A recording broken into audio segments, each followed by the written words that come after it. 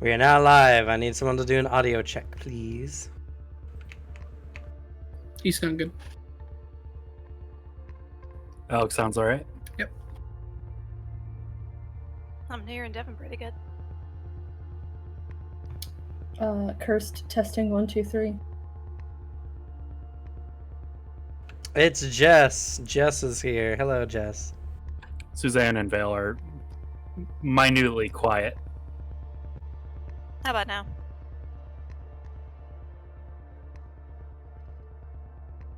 Better.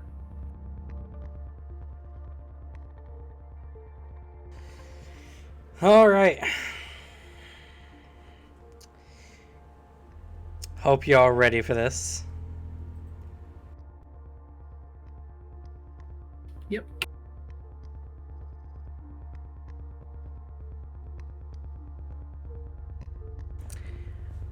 So, last where we left off, you guys were on the plains of Astaroth. On a very church-sanctioned mission. Very, very church sanctioned. So church sanctioned that one of you is part devil now. Whoops. I mean, Well, but you the know church what is happens standard here. already part devil, just more devil. I mean, if we're going by Twilight Brotherhood standards, we're doing pretty damn good. We don't have a 5-piece meal deal apiece.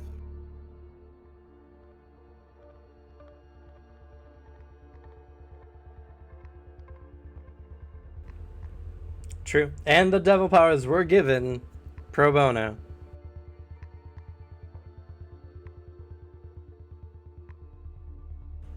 We assume.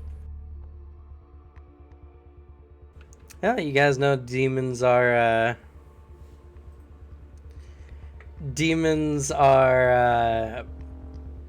forced to follow their contracts. If one is not made, then no deal has been set. Could be because he believes you're all gonna die due to dimension collapsing. Probably. But he doesn't know that you will die. It's fine. We are a very smart party. We take thing and we take it to the door and then we crush it and then we all jump through.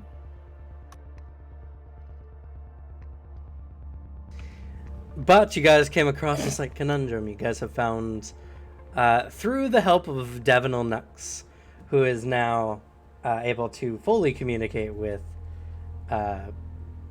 Ishtar, thanks to their closer proximity to this side of darkness. That's the half-devil thing. You guys found that the way to enter into the realm of painful obsidian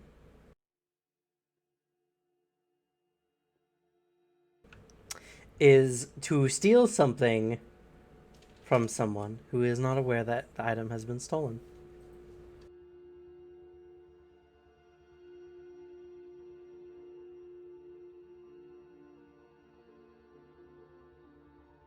And it wasn't quite mentioned last time, but you must present this item to a small totem within the realm of obsidian.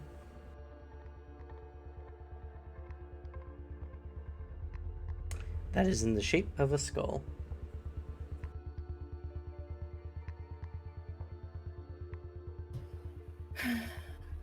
Demons are such stereotypes.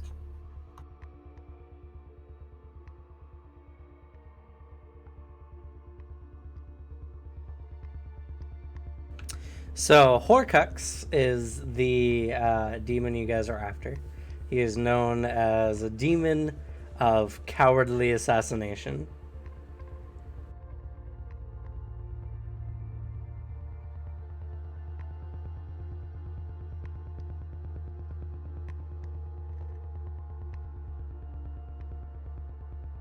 Let it through, Alex. Or perish. God. There we go.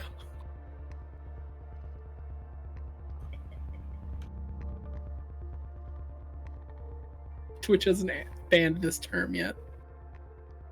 I think they may have banned cuck. I'd have to No. double check. No, it's only the 3 evil words. No, those have been added to the list, but I'm not sure. Let's see. I'll double check real quick.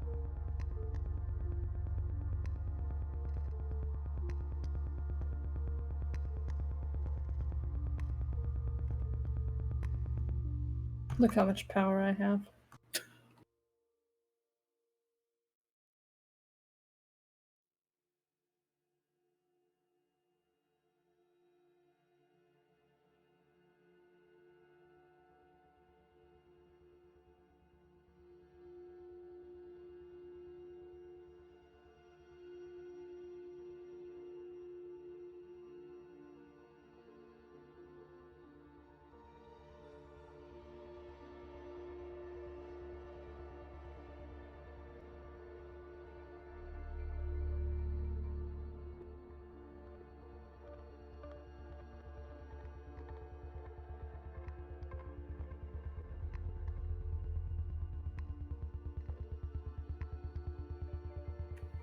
Had a little slip up in my notes that was kind of funny. I had written down, I meant to write down that Woad has agreed to spar Alexi. What I accidentally wrote was, Woad has agreed to spare Alexi. He definitely did the opposite of that. If you lose, I kill you. If you surrender, I kill you. If you win, I better be dead, or I'll kill you.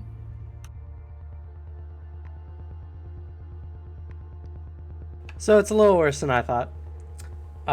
Those are the only words currently banned on Twitch. Officially. Those 3? Those 3. Yeah. Granted, particularly aimed offensive racial slurs Oh, yeah, of course. are included already under hate speech. So, Well, if I can say fuck, then I can still describe the exact thing that word is, so I think we're Gucci. yep. And apparently cuck as well. It's banned or not banned? It is not banned. Yeah. But hey, it's The a more great you know. platform. Yeah. You know, I need a button that can just spam that. I'd make jokes about like those banned words only being banned because they apply to Twitch staff, but I don't know. That was at least my theory of like why they're banned. I don't know. They're it's just what happens when a company gets too big. They start trying to please the investors more than the people who actually watch their platform. That's why YouTube got neutered. Anywho, so you guys are currently being escorted by Woad. Fortunately, due to the books you guys had available, you guys have found a spell for fire immunity. And now you can pass the burning sands with little to no problem.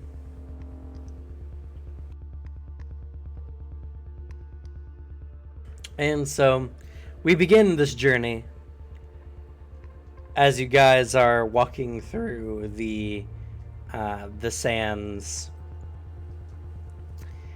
Fire raining down, bouncing off of Fenwith's barky hide.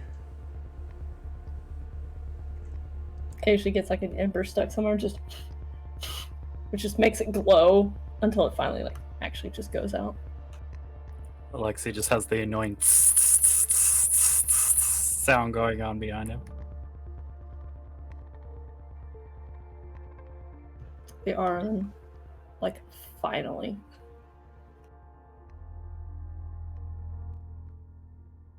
Granted, you guys are immune to the effects of the fire. It is still extreme heat, and And miserable. without protections from extreme heat, you guys suffer the -10 all action penalty. No, Ishtar was using her cold to negate that. Oh, were you doing that in tandem of the? No. You were doing that before. Okay. In the general planes of Astaroth. This is the Burning Sands. You're gonna need something a little stronger. Unfortunately, she will never reach that level.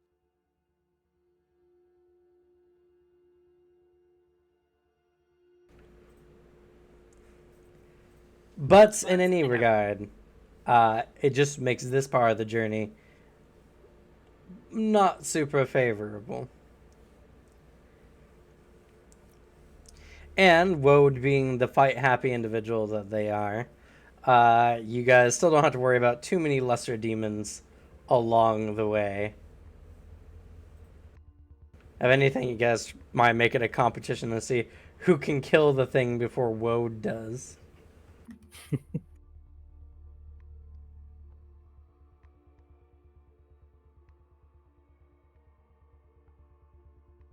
But after a full day of traveling through the Burning Sands, you guys have reached the other side, which is admittedly a similar barren wasteland of burnt earth and scorched trees.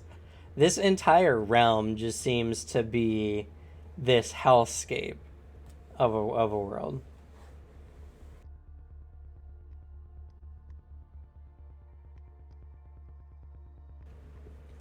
So miserable. And it's at this point that you guys are slowly approaching the plane of painful obsidian, as you can start to see that some places the ground has been glassed and is now full of sharp shards of superheated earth that eventually becomes blacker and blacker.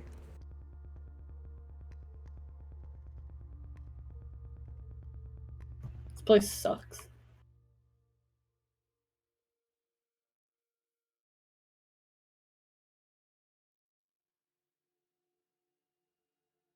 There But wasn't now, anything more thought-provoking than that.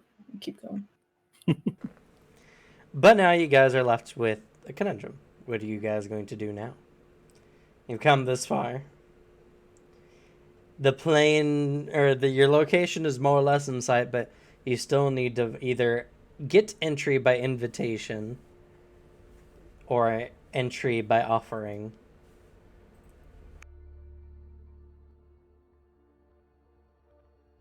And for all intents and purposes, Ishtar is now removing the heated bonus from you, or the heated penalty from you guys with their chill. So don't have to worry about that. Also, the ground is more or less considered rough terrain. Not that it overly applies here in Anima, but if the need arises, it is an issue. Also, if your character is ever knocked prone, you will take damage, as you will take a cutting attack with a final attack of 280 and a base damage of 10. Damn. Fair. Very fair. From how you described this landscape. What, you don't want to take a nice, long nap on literal volcanic glass? Can't say I do. Superheated literal volcanic glass?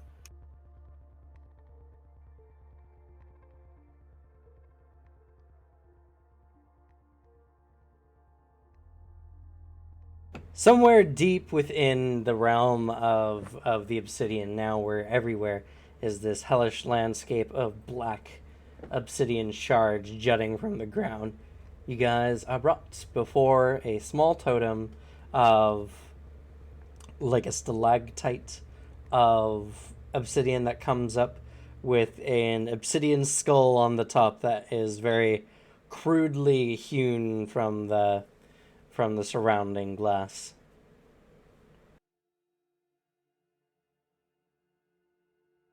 Its jaw open, ready to accept an offering. I think we found it.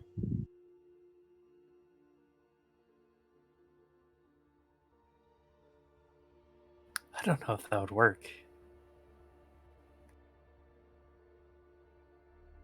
You're not seeing any other skulls. Looking around, do I see anything that's not visible to anyone else? The skull here seems to emanate an energy like a wafting corona around it. Not corona, but wafting like lights behind it, wavering slightly. Is that magical energy? It is not. It is spiritual. Okay.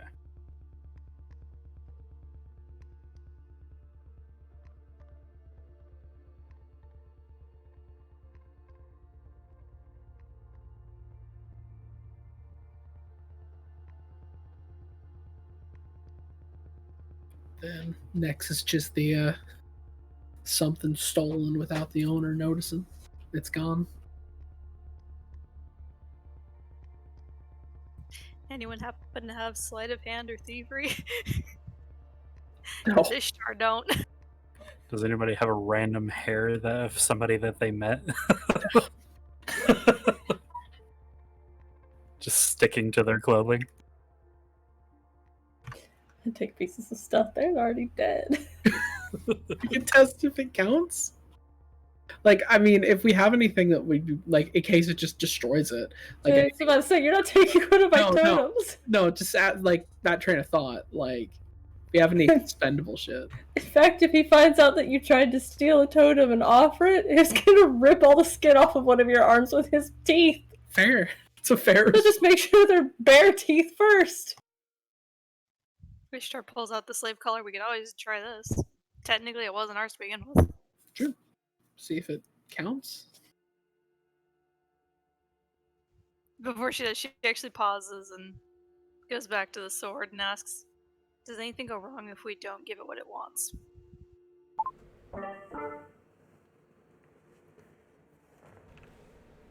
I'm not aware. I did not make the rules for this place. Alright, thank you. Oh, is it something useful or is it vague? Nah, you're on your own. It's more like a you're on your own. Actually, let me try something. Ishtar goes into her bag and she pulls out the gloves of the puppet master. And instead of physically putting it into the skull, she uses it to put the chain over there. Okay. You do so. It's hard because the skull is not overly large. You get it to the point where it probably hangs on like a tooth or something, and it just drapes there. Nothing happens. I mean, that dude was watching us or watching you guys because you guys had that conversation, I think. True, but it was worth a shot. You want to try if it works for something dead, then he kind of looks at all of his tokens and is like, did you guys take anything off of anybody else? I don't really like steal shit. It's not my thing, so. We never really had to steal from anyone. Fidwith goes to say something and it just doesn't.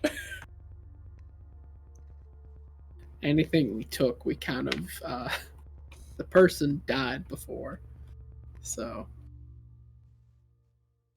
Just out of curiosity, what's Woad doing right now? Is he just on the lookout or is he watching us? He's just silently watching you all, arms crossed. Guys, we could just pry it open. Well, unless you can rip dimensions apart, I think we'll be stuck here. Never tried, but I'm pretty sure that's He kind of like flips over a bunch of the totems. I don't think any of them can do that.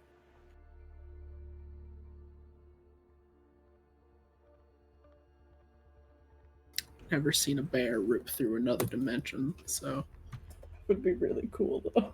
would be kind of cool, honestly. Oh, I wonder. Richard, like, fumbles around and, like, reaches in his bag, and he pulls out what looks like an ink pen, and he goes over and he sets it in the mouth. Suddenly, the mouth juts and closes, and there's this...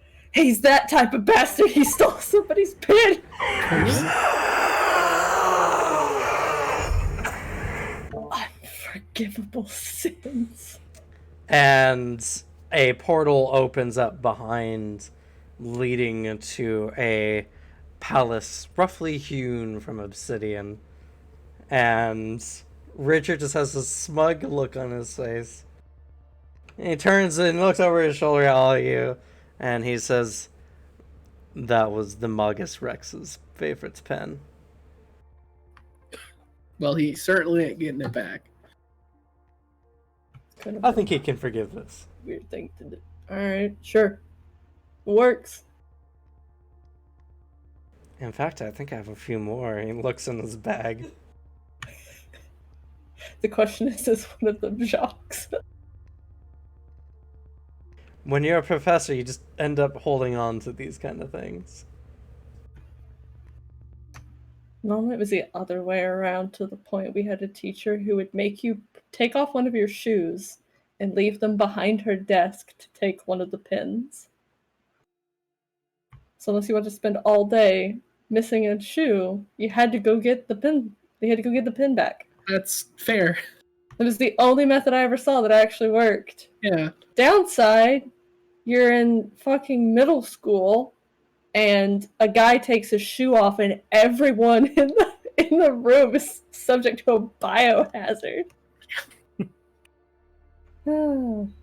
I had a teacher like that, but it was your cell phone. Which was a huge motivator for everyone to bring their own pen. Yeah. Okay. Granted, Alright, she was so- also the teacher who had a broken cell phone, like, attached to her wall as a memorial for a student who took their phone out during one of her lectures, and she grabbed it and chucked it against a wall. I feel like that story's fake, because if you did that shit to my personal property, we'd have a problem. I just saw a broken phone on the wall. So and she was that kind of crotchety old teacher. I think the craziest thing I ever saw. You remember Mr. Horn, right, Cameron? I never had him. He was a substitute teacher who was a little crazy, or at least it seemed like it, because a kid walked up and asked if he could borrow a pencil, and he flipped shit. Like, I don't know why that set him off, but he just went on a tangent on this kid. And I've never seen a room full of, like, just random clicks just all look at each other and go, oh, we're gonna fuck with this guy for the rest of the time that he's here. Because that was ridiculous. Anyway. He's there. So, there against the blood-red clouded sky lies a rough-hewn palace of obsidian.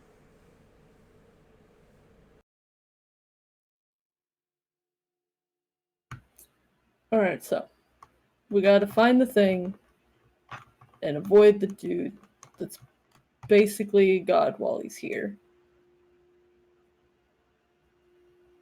And not get stuck in there and die.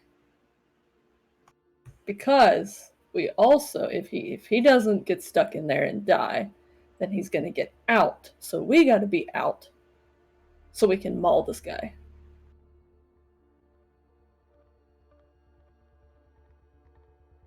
Yeah, it sounds like a real good time. I don't believe that we were supposed to kill him, just get rid of his immortality. I might be mistaken, though.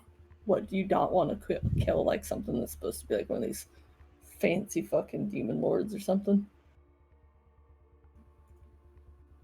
I wouldn't mind, but we do have a job to do. If we can get him on the way, it's alright with me. Then it's immediately glowing.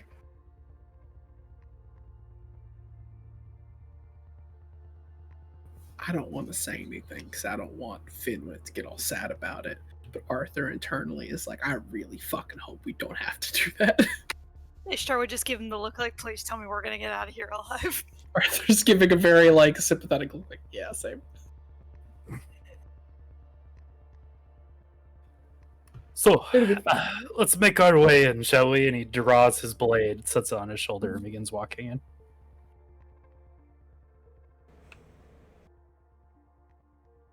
Ishtar just looks back at their escort. Are you waiting here? Are you going to join us? Ooh, maybe we can find some stuff along the way to beat up.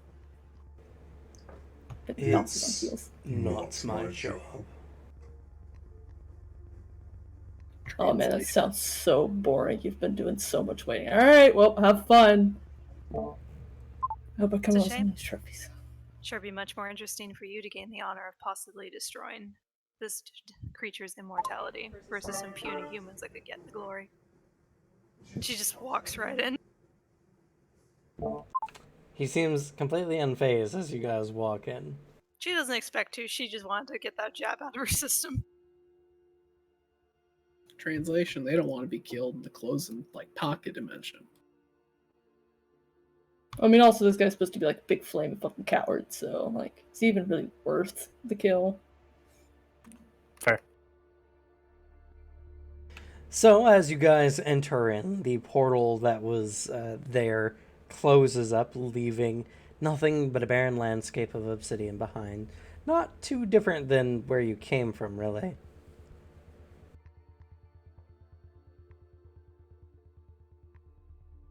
Looking back, do I see any similar energy like what was around the skull? No.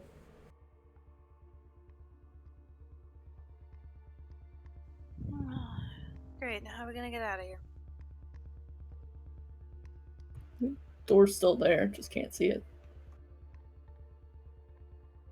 Feels behind her. Nothing but air.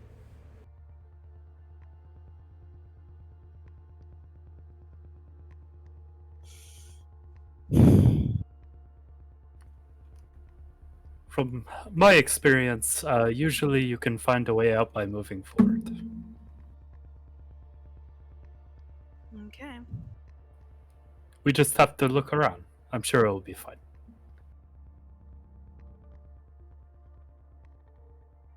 Sorry, So- talk about caves for a second. As you guys look in front of you, there is a ramp that kind of leads up with a staircase in the middle of it that leads to the center of this large... It looks like a fortress. There's a lot of sharp-edged corners, as, again, it looks like roughly hewn from a large chunk of obsidian. You guys realize that there's a unique feature to obsidian. In particular angles, it's very hard to see whether a section is cut into it or just a dark reflection. And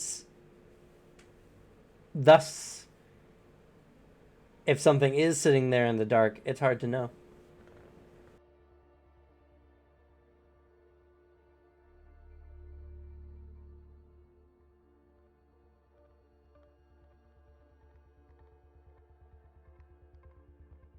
Lots of hidey holes.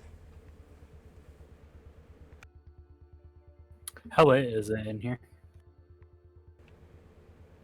It is hell o'clock. Time never advances here, it seems. I I mean, how much light is in here? What do you mean? It's the same hazy sky as you Okay. guys having this entire time. Okay. I think you said that already. Think about it. I said that last time. There's no day or night here. Just blood red sky. As if the world was eternally on fire. Romantic.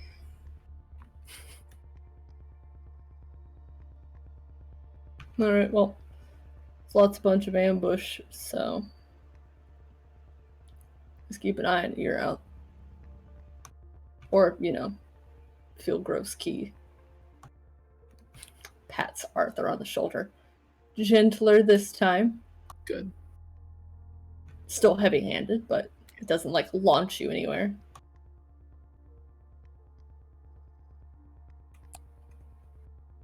And Finwith will pull up the new fun hood.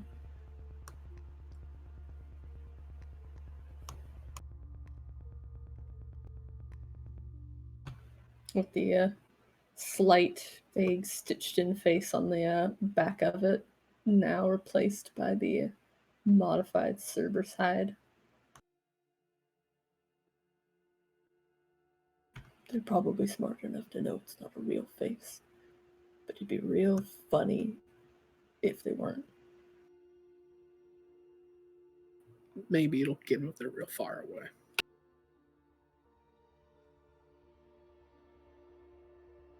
Yeah, Arthur, constant key detection, so keeping an eye out if anything's approaching.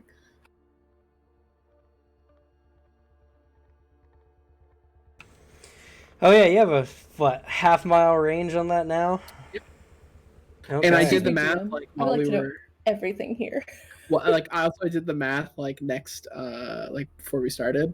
Next level up, I will have hundreds of miles radius. I did the math. There's no way I cannot. I just need to spend some key and improve my notice like I have been for the past fuck ton of levels, and I will sense hundreds of miles. You're a monster. Yeah. And the ones responsible for your build deserve everything you do to break their game with it. Cameron. I'm not worried in the slightest. Yeah. No, because we're finally high enough level in somewhere where you can throw anything at us to punish him for it. Yep. Speaking of which, you do detect several, I would say, realm of 20 of these signatures inside this fortress. That same sickly kind of energy with a very heavy inclination towards darkness. Yeah. Points out to everyone. You think we could ambush some of them? Show them what it's like. Not 20. Let's put it all together. That is not a very honorable way to fight, I would say. Smarter way to fight. I don't really think there's an honorable fight against things that are already going to fight like that. And because they're just a bunch of fucking demons. But I appreciate it. And he just pats your shoulder. Casually does not mention any type of clan-related nonsense. Because Alexi would not like that. I like to think the difference between Alexi and Arthur is Arthur's like, ow, ow, ow. Like Alexi just takes it. Just nods. It's also really hot right now because it's just vaguely heated up metal wood bark. It's been chilled by Ishtar. Oh, in that case.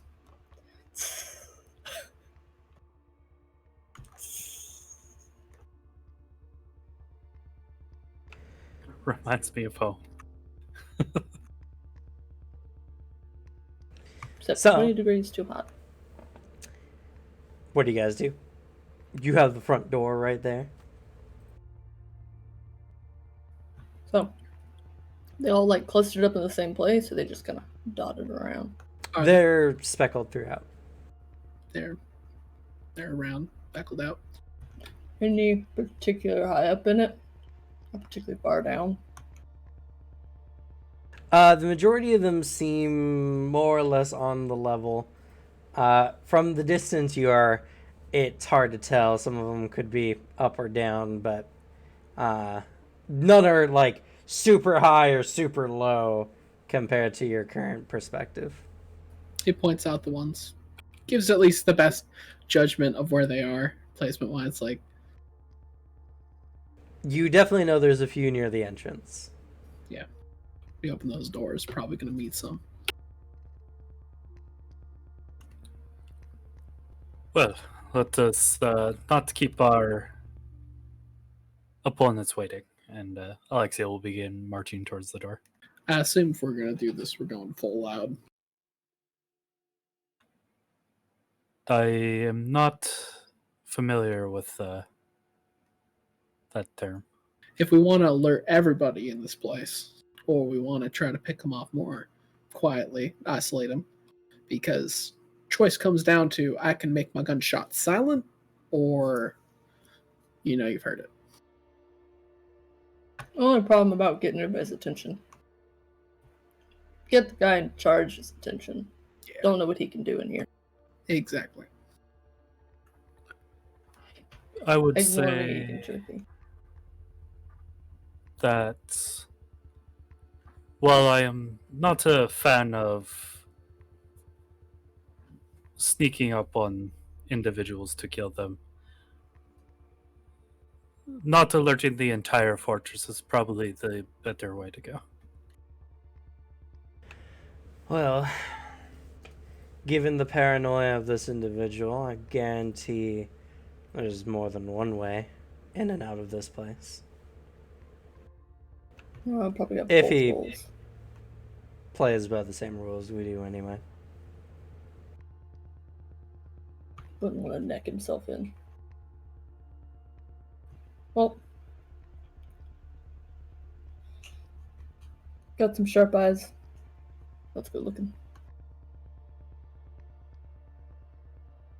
Okay, where do you guys decide to look? Let's case this joint, kids. Circle it. Okay.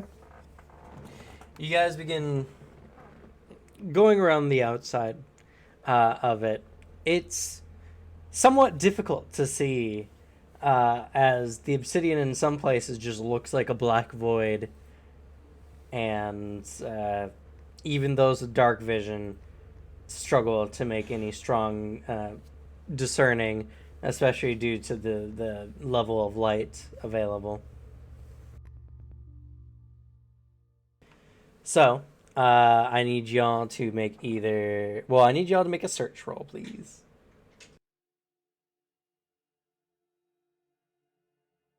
You can make a notice roll, it'll just be a much higher difficulty.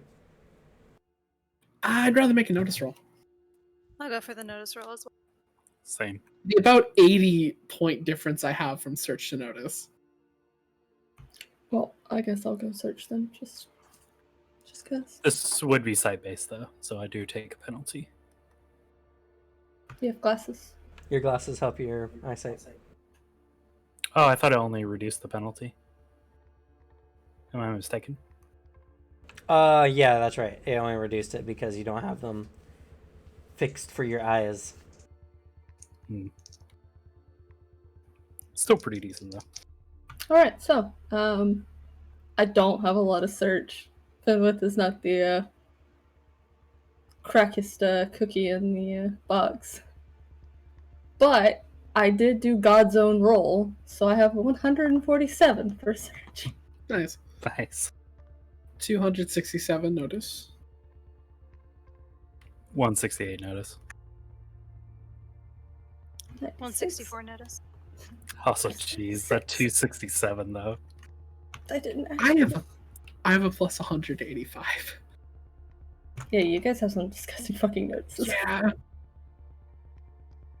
Y'all just watch. Next campaign, I'm actually gonna pump my notice. Nice. Just to spite you guys. Unfortunately, the DC was 180, and using notice increases the DC by 2 degrees, making the DC 280 for notice. God damn it. I did warn you, it was going to make it harder. Still plus 80 is I better. mean, the negative 30 I would have gotten from a search was probably not going to do much better. Same. True. But you guys walk around the I tried. entire outskirts, and you don't really notice anything, at least not without getting closer.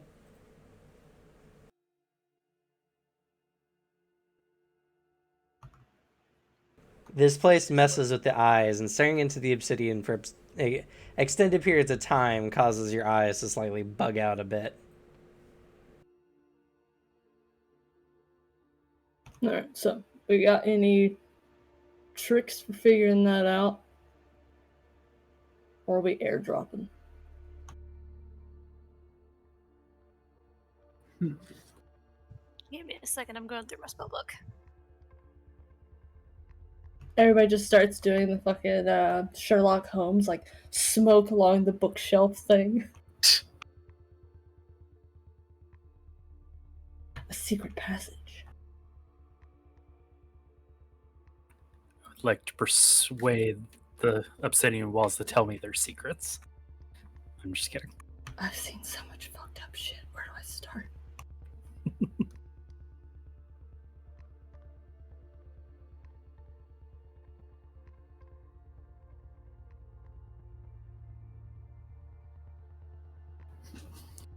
While we're walking around, Arthur is going to keep a eye out for if any of them are like leaving, like moving around. If maybe some of them like leave, see which like entrance they direction they're going to.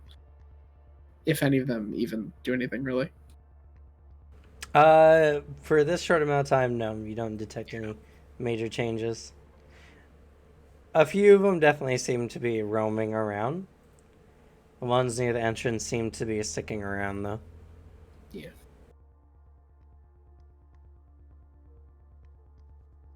Before I throw this idea out there, Ishtar is going to double check with the sword.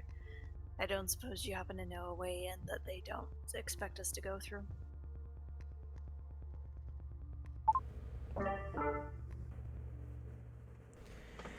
Not unless you have teleportation magics.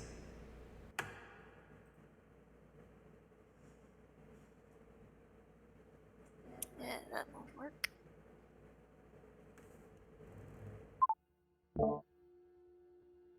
I could have upped my air and gotten automatic transportation. Sadly, you can't move through solid objects with automatic transportation.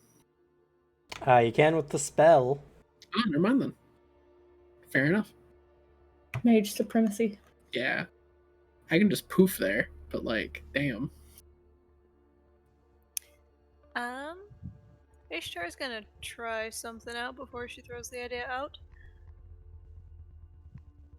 She's going to see if she can change one of the obsidian spikes on the ground into a different one. Maximum presence of 30 and up to 10 kilos of weight. Okay. You do so. You can convert it to a stone of similar or lesser quality. If you're using the earth one, I think you are. I turn it into drywall. The transform mineral one, yeah. Yeah. She tries shifting it to sandstone. Just turns into sand and everybody just gets choked out like Minecraft.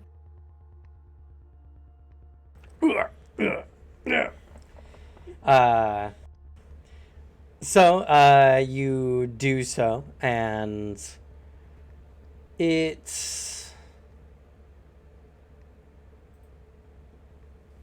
somewhat turns into sandstone.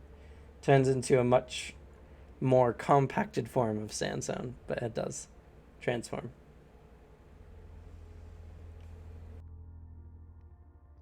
Don't forget to add the Xeon expenditure to your... Nope, I cast it at the basic level, which means it is free. Ah. Because I have it up to 50 now, and the base cost is 40.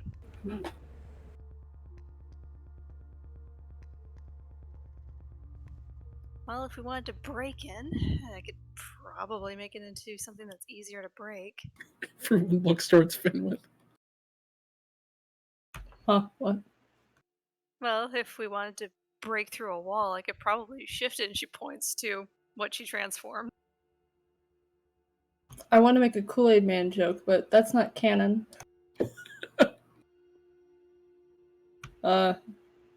Well, I guess it depends on. it lasts tough as long as you maintain it. That maintenance is only 5. I mean, it's a free or it's a innate spell, so. Mm-hmm. Yeah, you turn anything softer than that.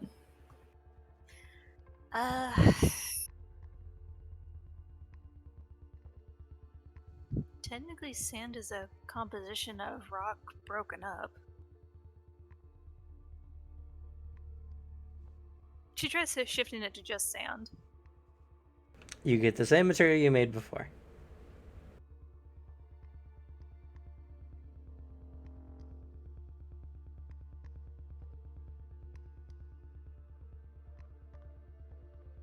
You know, like actual rocks. Like other stuff. I don't know, like shale.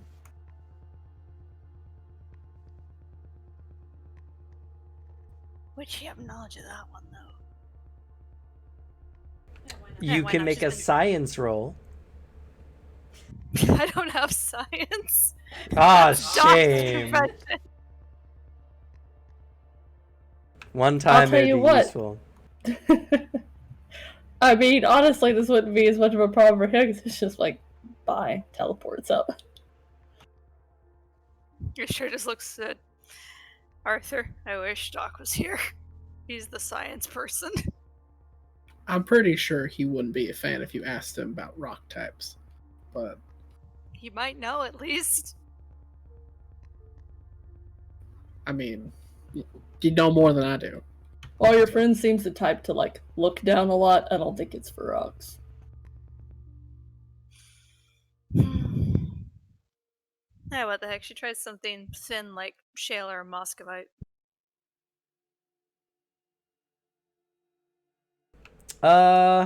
She goes for shale because Finn was suggested shale. So Listen, she has probably no idea what that is. unfortunately, I don't think Finwith knows what talc is, so. Yeah, I think it would've made this real unfortunately, easy. if you don't know what the rock is, you don't know how to turn it into it, sadly. Unfortunately, ice doesn't count as a rock. If I might make a suggestion, Richard holds up his hand. We don't need to break in, but if there are any secret, entrances, if you transform sections of the wall, it might be easier to discern. Oh, yeah, because then it wouldn't be so hard to look at. Correct. Listen, greedy little smart man, I'm not gonna roll that roll again. I have no idea what you're talking about.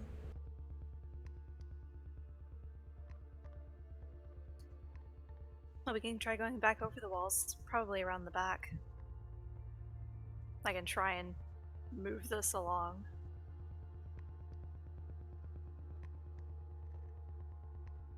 Probably a good idea. Alright, well, let's test any suspect places. Then I guess I'll look a little closer this time. If we do this. Please don't knock on the wall like you did on the ship. That'll probably alert everyone. Richard comes up to you, and is like, just do your best to affect the thinnest layers on the surface. That's all we need. Okay. And she does so, following his instructions. Okay. Focusing the spell more to the surface layer, it says you can convert up to 20 pounds of material. So, 20 pounds of sheer surface Actually uncovers a lot if you make it thin enough. Okay, she does so. You guys can make another notice check, and Raggy? or it's been broken. I need to get a new pop filter.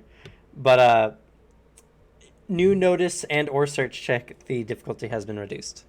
I'm going search.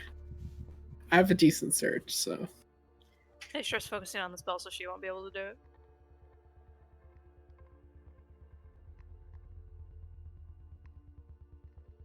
another good roll.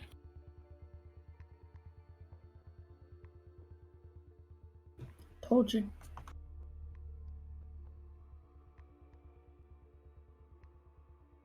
Add a 100 to yours.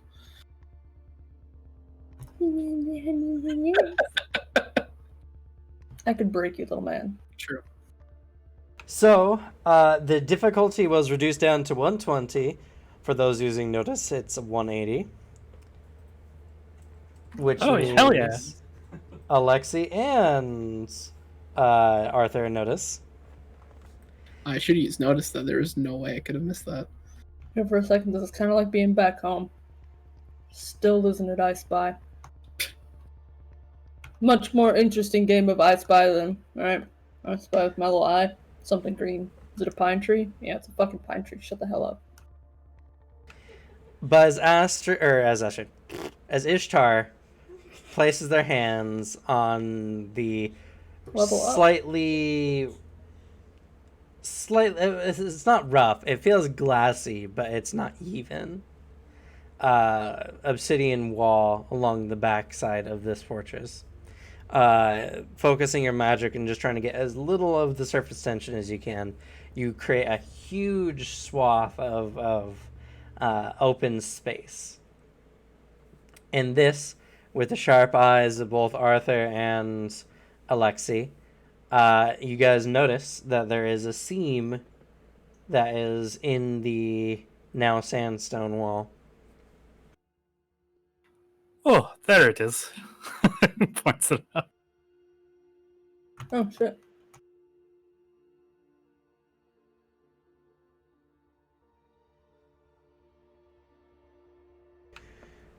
So, you guys have a seam here. There's no handle or door.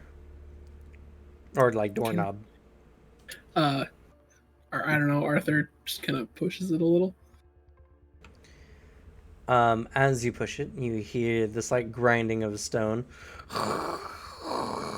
As about this near 1 foot thick layer of now sandstone and obsidian pushes past and opens up into the interior. Really?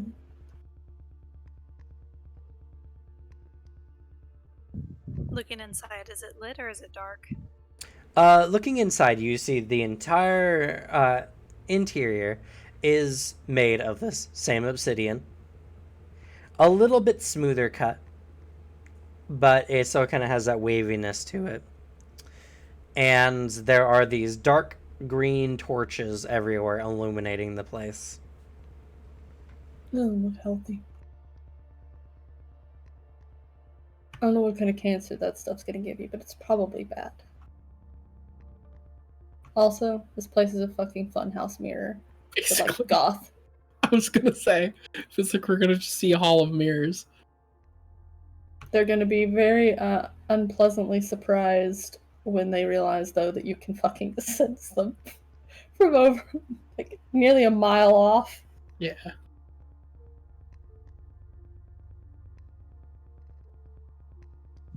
Is anyone nearby? No one seems to be moving in your guys' current direction. But they are relatively close.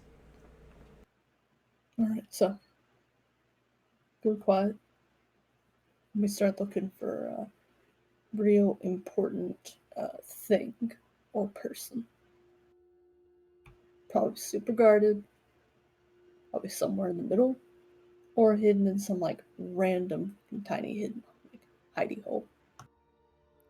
Given how paranoid this one is, it might be hidden in a compartment or something. Or probably just like on its person.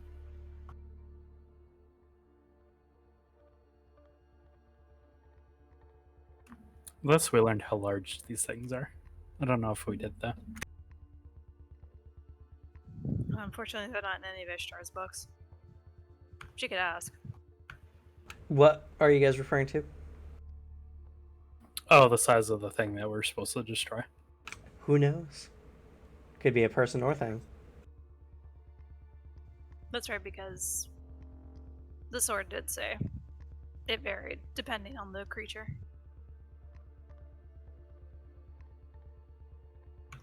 Well, not gonna find it stated here. I'd suggest some minor stealth at least. Yeah. And because we can't So- go completely knocking things down, he kind of pats Arthur, holds the hand there for a moment. It tightens just a little. He's like, "You can shoot anything in here before I get to it. That's fine. But we're gonna have a talk about you killing things before I get to have any fun once we're out of here. All right, sure. You know it brings me, like, so much joy." He, like, shakes you a little bit to beat the shit out of stuff, right? I've kind of gathered. And you keep taking that away from me. And it's starting to get kind of, like, upset and just a little. Nothing personal. It's not you. It's me. I will refrain from shooting things you're fighting. He just pats you.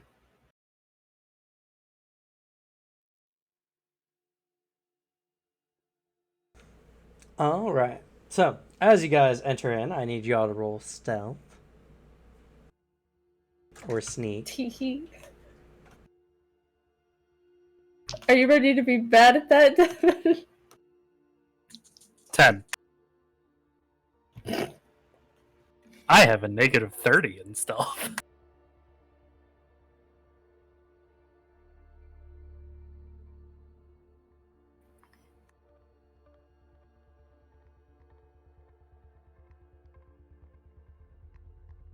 $135.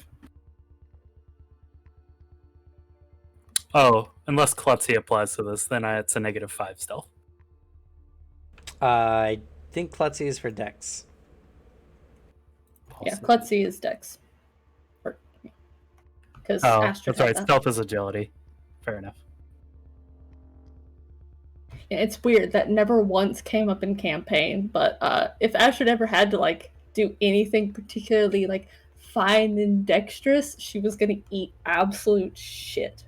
The only time I think we even learned that was just part of the reasoning why they don't like heights. But that wasn't even a full reasoning. No, that was like, that's like the most surface level thing you tell someone so they stop asking questions. Yeah, exactly. And the only time it came up was, like, if I mentioned her, like, stubbing her, like catching her toe or something on something. Or dropping things a lot, which she did occasionally.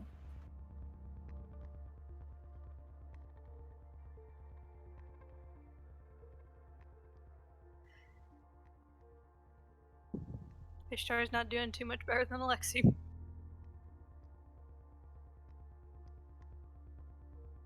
I mean, hey, at least you hit a difficulty. Yeah. Not I rolled sure a if it's 40 the- on the roll. I don't know what to say. Yeah, that He makes it didn't okay. even hit routine, which is a 20. Clomp, So- clomp, clomp.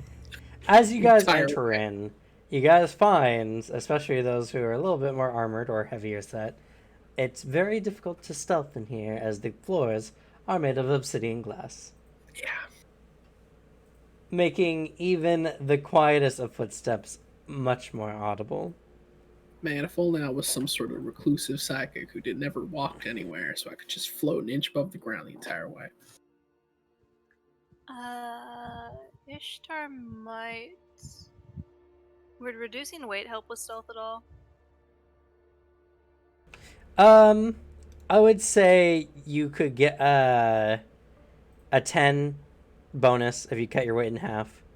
If you cut it down to a quarter, it becomes a plus 20. And if you cut it down to an eighth, it becomes a plus 30. at it.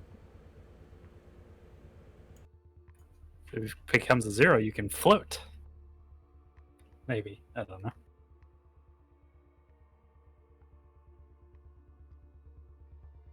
One Jeez. second.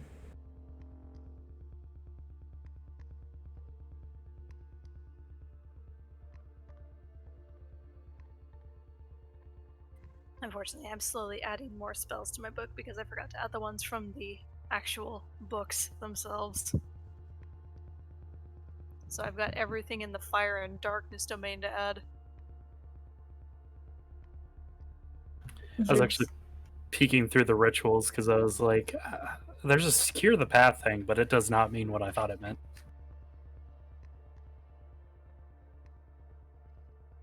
Your soul just goes straight to the flow of souls. Don't pass Okay. go, you don't collect $200. You just go. Somebody should help out our homeboy at the hospital in Rosencratz with that. Hey, dude, do you want out of like literally all of those deals? Because we can do that for you. Boop, there you go.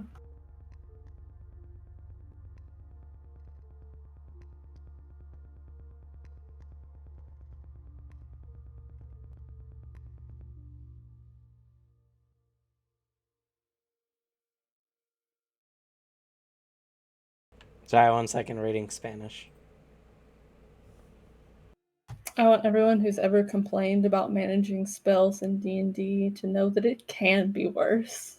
It can. Oh, yeah. Especially when they don't release the exit in English. Google Translate is so much fun, especially with how they word some of those things. Yeah, magic is already super ambiguously worded in Anima because it's like it's meant to have like kind of like some varying power there. I can't imagine vague in Spanish also. Strangely, actually, for a couple of languages at least, they've actually improved the software for Google Translate. Oh, yeah, no, it's it's cheap better. pretty good. The problem is not going in and... I can read it. Just takes me a second. So as you guys are walking in, your friend here is clomping away. Ishtar, your sword speaks to you.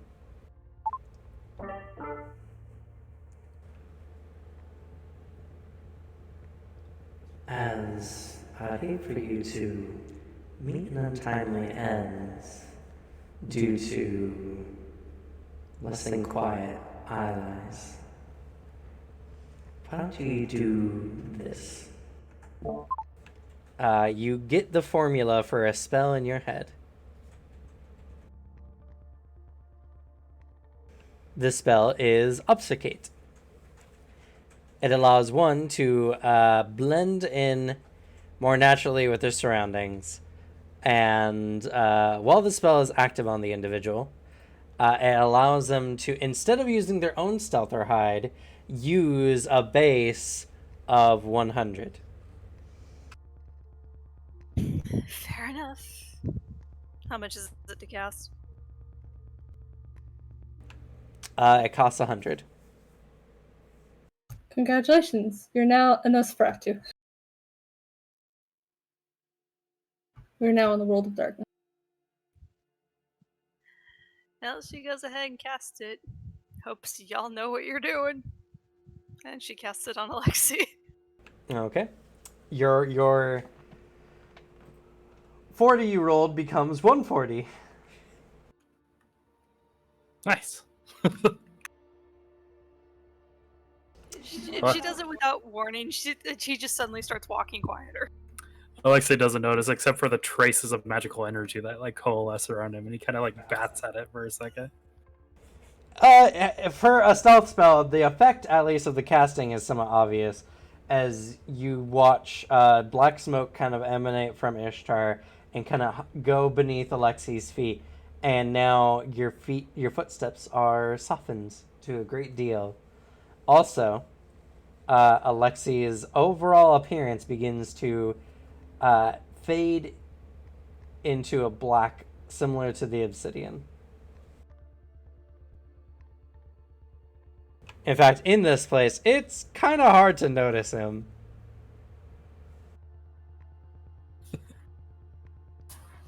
It's going to be a lot of oops, sorry. Just out of curiosity for my own future research, what book is that spelling? Darkness. Yep. As you have a Lord of Shadows inside you. Yeah, because I think the books I had only gave me access up to level 40 of darkness, and I'm pretty sure that's a much higher level spell. No, it's a level 36 spell. Well, she now knows it innately without needing the book.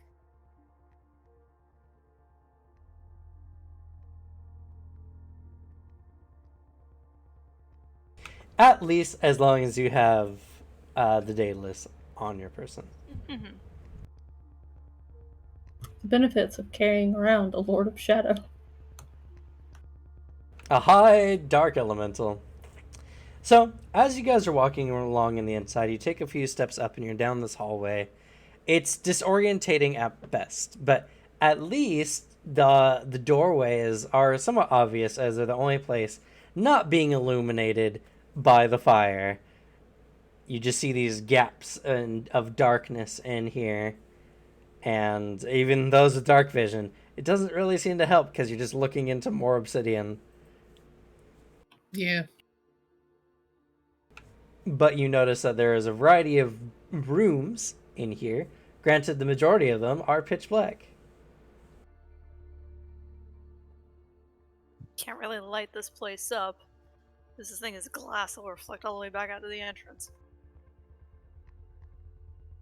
As you guys are walking along, by the way, you guys do notice something peculiar here about this place. There is a carpet that is a few inches beneath the obsidian glass.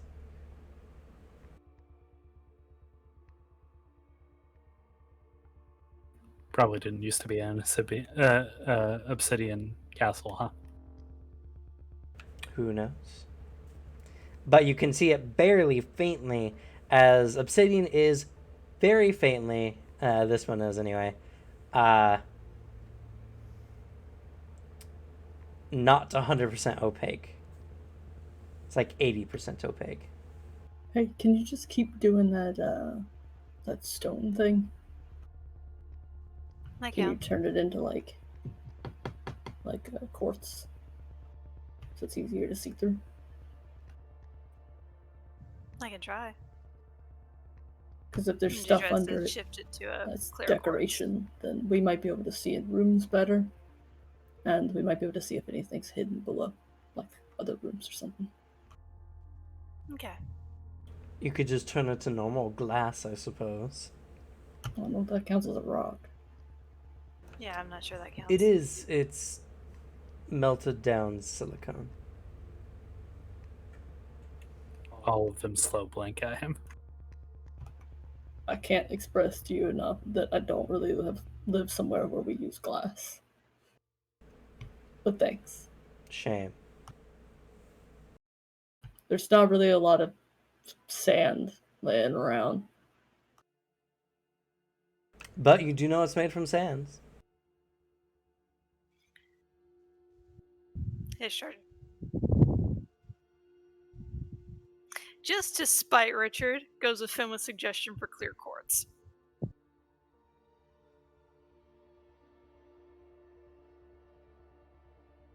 There are some very clear quartzes. True, it's whether Ishtar knows what makes a clear quartz enough. Quartz, I can assume, is something that's relatively known. Most faux gemstones are made of quartz. Glass-like quartz, on the other hand.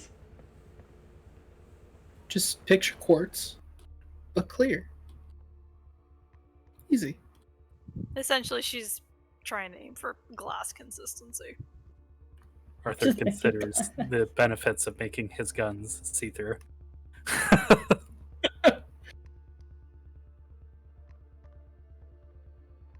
So yeah, for all intents and purposes, make it easier, she's going for a glass consistency.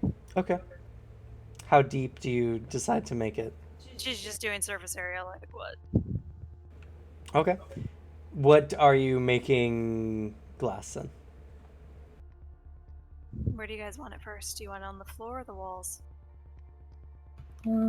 You can probably just do on the walls when we go into those little side rooms. Otherwise, floors. Actually, she's a little curious about the carpet first. She's gonna try and do the surface area of the floor to see if that clears it up, and to see if this carpet is a full area carpet or if it's like one of the runner carpets. So, as you place your hand on the ground and you use the spell, the ground becomes very transparent and large area around you as it follows out into a pretty good distance. It's not quite 100% close enough. It does make it clear.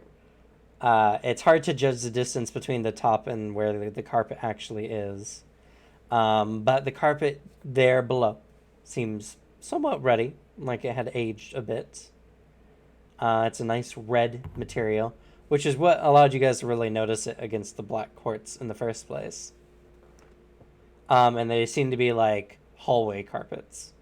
Okay. On what could have possibly been stone.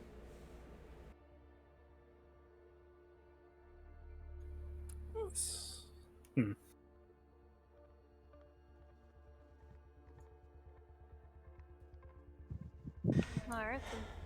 She moves It's at it- this time that Arthur, one of the energy signatures, seems to have stopped suddenly and has started moving in your guys' direction. Something's coming. Alright. Good spell. Drops the spell. Slide in one of the rooms, maybe. Wait till it passes. Grab it and murder the shit out of it. So, what do you guys do? You guys are currently standing in a hallway. There's a Are there any, doorway. like, side rooms? Yeah, there's a side room like right next to where you guys are currently. Yeah, I think dive in there and just kind of hold, accumulating. So then we'll settle the other side of the door. Alexi sighs and then goes into the room. Well, I just need to accumulate enough for the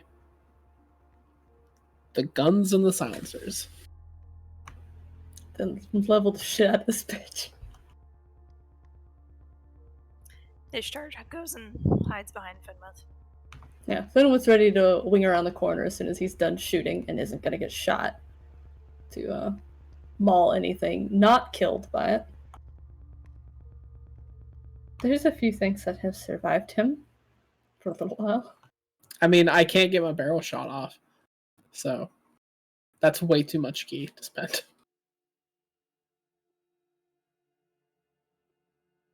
How much key do you end up spending with that one?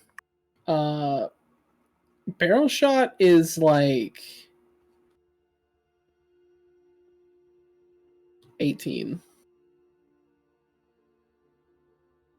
Because usually a fight lasts like I can use it twice, and then it's just to a point of like, all right, I need to make sure I can keep maintaining my guns because my guns are 2 maintain per turn. What is your key pool? 58. 58? Yeah, Oh my god. and I plan to increase that when I get the chance, but you know, need to kind of wait for that. Realize it's a 1-for-1 cost, right, man? 1 for 1? Well, yeah, I know, but like, yeah, that's I have a lot. It's just I need to upgrade some of my abilities. All right. So, as you guys dive into a room, waiting for the target to approach, it's you can hear. Oh, actually, no, you can't hear. That's right. But Alexi and Arthur can sense this thing approaching. It seems to be roughly the shape of a man. You can tell at this distance. And as it kind of rounds the corner, you guys see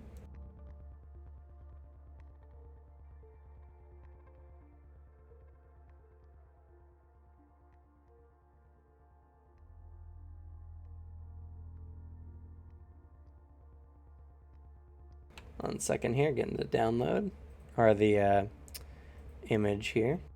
How many turns would you say this is for like accumulation wise? Not than even 3? one. You Fuck. guys took a turn, or you guys pretty much moved into this room as it was approaching you. I need 3 turns. Hopefully we can last 3 turns. What are you charging that takes 3 turns? I have to summon my guns, and then I have to summon the silencers. The silencers, it costs 9 decks, and I can only accumulate 8 a turn. And it costs to keep your guns out. It's 2 just to keep it out, but Okay, it's yeah. just like I can keep my guns out for a good while. It's just I have to do 3 turns for the accumulation. At least I have total accumulation, so I can move and accumulate at the same time. Like I don't take an think action of impact. Fought one of these, but did Hiram consider or actually summon one of these or something like that? I summoned it. Okay. Hiram did. But... Okay, I was right. It looked familiar, but I couldn't remember if Hiram had or not. They are very cool. And now they're fighting us. Yeah. This is the man feature. And as it rounds the corner, it's going to search.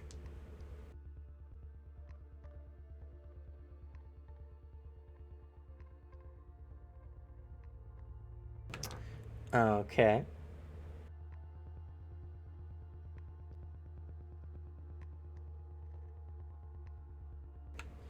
So you guys see this thing round the corner, looking around, its beady red eyes scanning.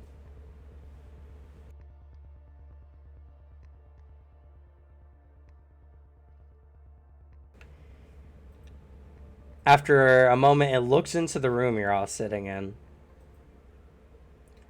Y'all feel like you're being quiet, hiding in the darkness. But it seems to notice something and lets out a angry-ish sounding growl.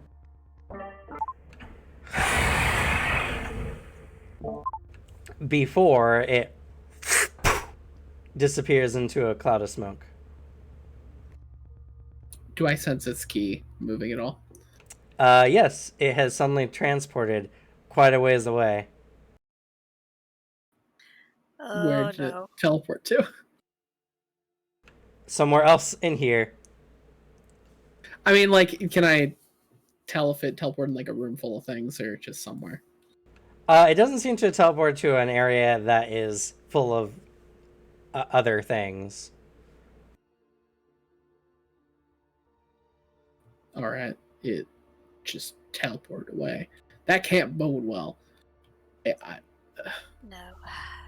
I'll try to keep an eye on it, but I didn't get enough time to study it. Just as you finish saying this, suddenly, it appears in the room again, and it's going to attack Ishtar. Figured.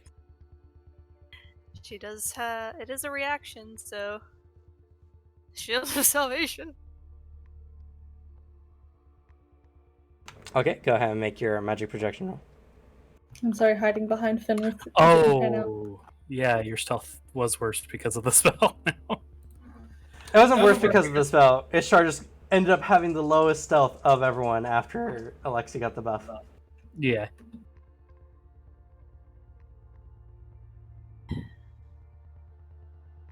That is a 204. Put it in chat.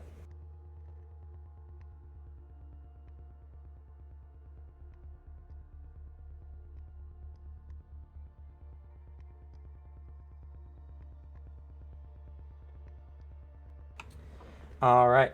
It got a 261. So it beats your barrier by 60%. What is your cut armor? Oh, I'm sorry, your thrust armor.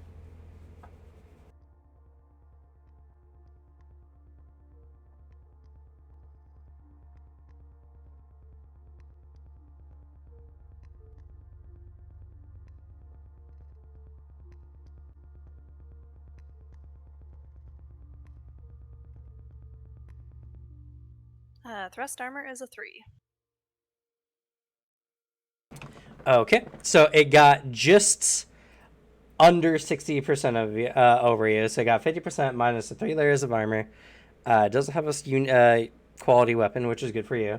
So that means you take 20% of the damage. You take 14 damage. Okay. And then it disappears out of the room again. All right. Bitch boy gonna pop this the weasel. Alexi's gonna draw his weapon and like hold a swing. Now we're going to we're going to roll for initiative. Yeah. As you guys realize, it's attacking you. And it has a very particular method of attack. Still just been like a turn basically. One more turn has gone by as you were talking earlier. Perfect. So. I'm good then. Oh, that's right. My initiative increased because I'm not wearing 2 layers of armor.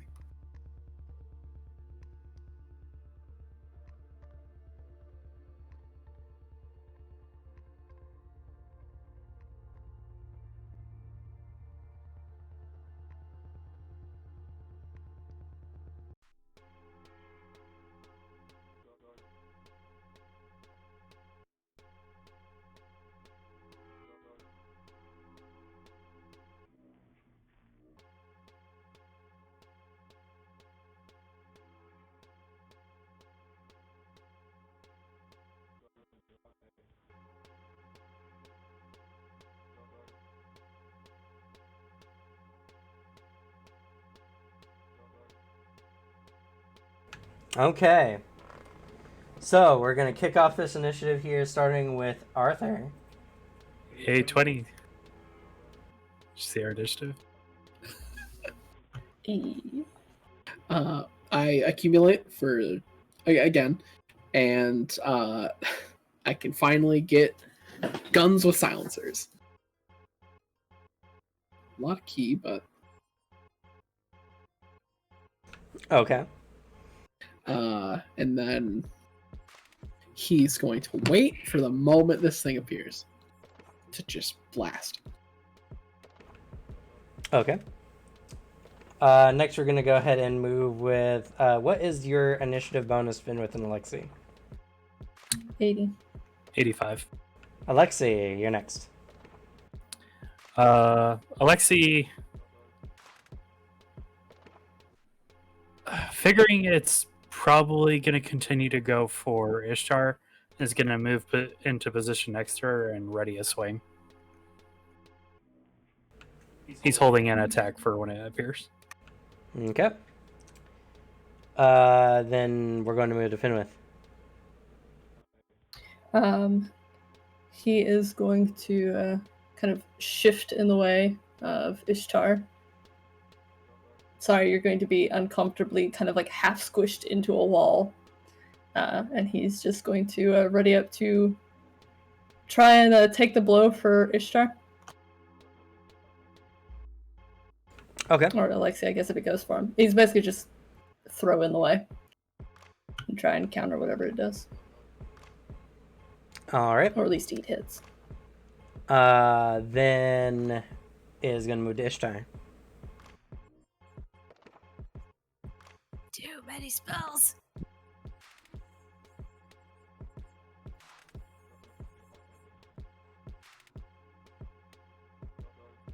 I'm so sad. This thing has a really good initiative, and it rolled garbage. Good. Suffer.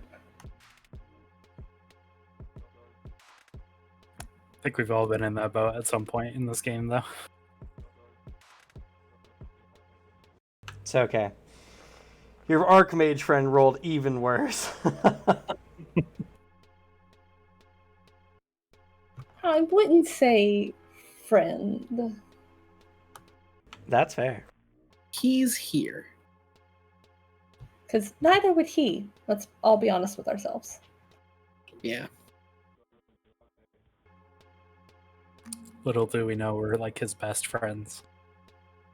I don't think he has anything better.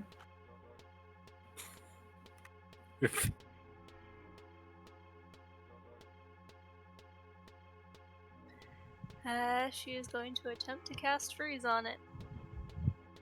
And she's going to wait for it to appear before that happens.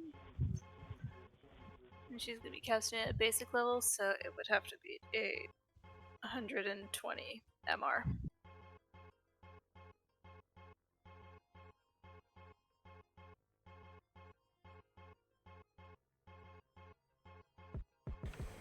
All right.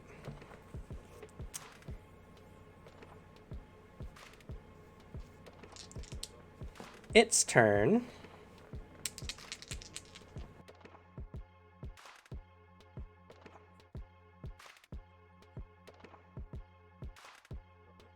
I need to know everyone's notice score. 185. Is this going by stealth or sight? No. 160 then. 110. 85. Okay. I bet that feel.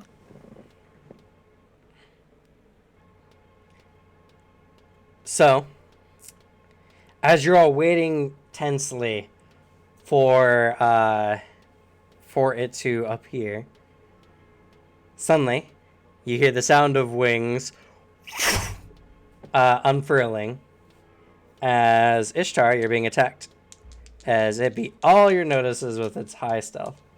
Jesus. But it can't conceal its key, right? No, but it transports instantaneously. Yeah. Okay. Moving So- somewhere else. Instead of You literally guys, crushing her into a wall to like block her isn't enough. it came from above. Regardless, it will become revealed after its attack. Yeah. But this is considered a surprise attack for Ishtar. So I need you to roll at a minus 80.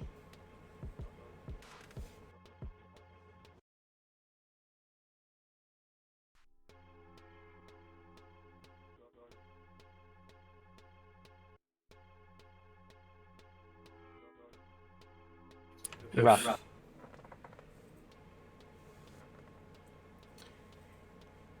As it suddenly appears above, it strikes with a 269. And that's going to be 160 over. So that's going to be... Dun, dun, dun, dun. 112 damage. Oh, I'm sorry. That minus your 3 layers of armor. So it's going to be 90 per... no, 130% of his damage. 91 damage.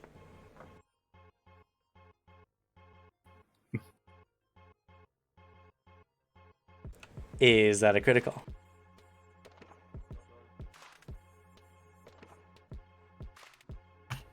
He asks the caster. I tried, Suzanne. I moved you. I am currently sitting at 121 health. I would assume that is a critical. Okay. The crowd needs to know. At least you're not down. So, Everyone knew from the facial expression she was giving the back of your head. unfortunately, I can't see it right now. I am currently looking at 3 different screens of stats. So, I need you to make a physical resistance check against his critical level of 91 plus.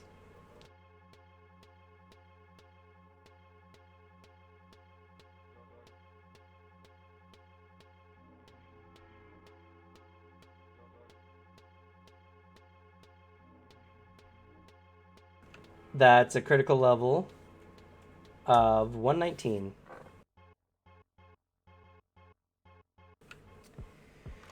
$64. That is a difference of 55. So I need you to make a hit location for me, please.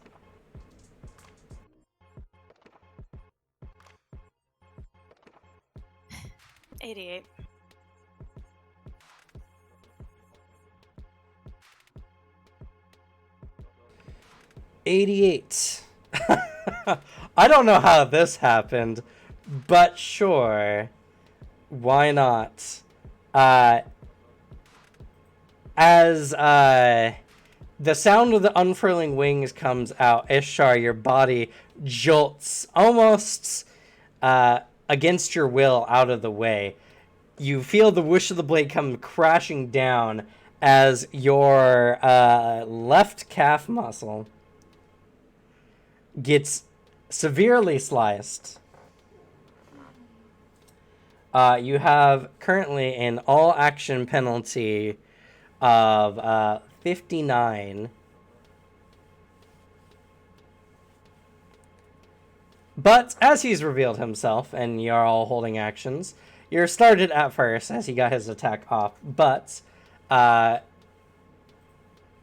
Arthur, you're first on the retaliation board. Well, now he's like upset, so he starts shooting. Okay. Just double checking, that was 94, right, for damage? 91 damage. Okay.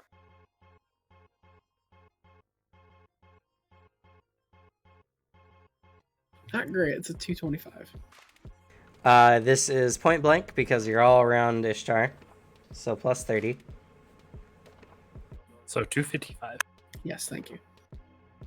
It took me a second. 255. Alright, it's going to attempt to dodge. Minus 30. That's going to be a 169. Nice. Thanks. So that's going to be a little less than 90 over. 80. As you shoot, the bullet phases through his body. Shit. That is all I can do. Oh, I'm sorry. I'm incorrect. You hit him. Thank God, because then I'm useless this fight. I can't change my damage type. He has an ability called Phase Armor, but I forget that if you can damage energy, it goes through his armor. I can damage him. I don't know why they have this on higher level monsters. Everyone can damage energy at this level, Everyone or should be able to, yeah. I So think do it's those meant really to, cool scenes where he just trounces a bunch of guards. I think it's I meant to guess. like be a reason, like if you want to use it for like a story moment with with like lower level characters. I don't know. But without his phase armor, that means he has no armor. So that's going to be 80% of your damage. 96. 96 is going to be...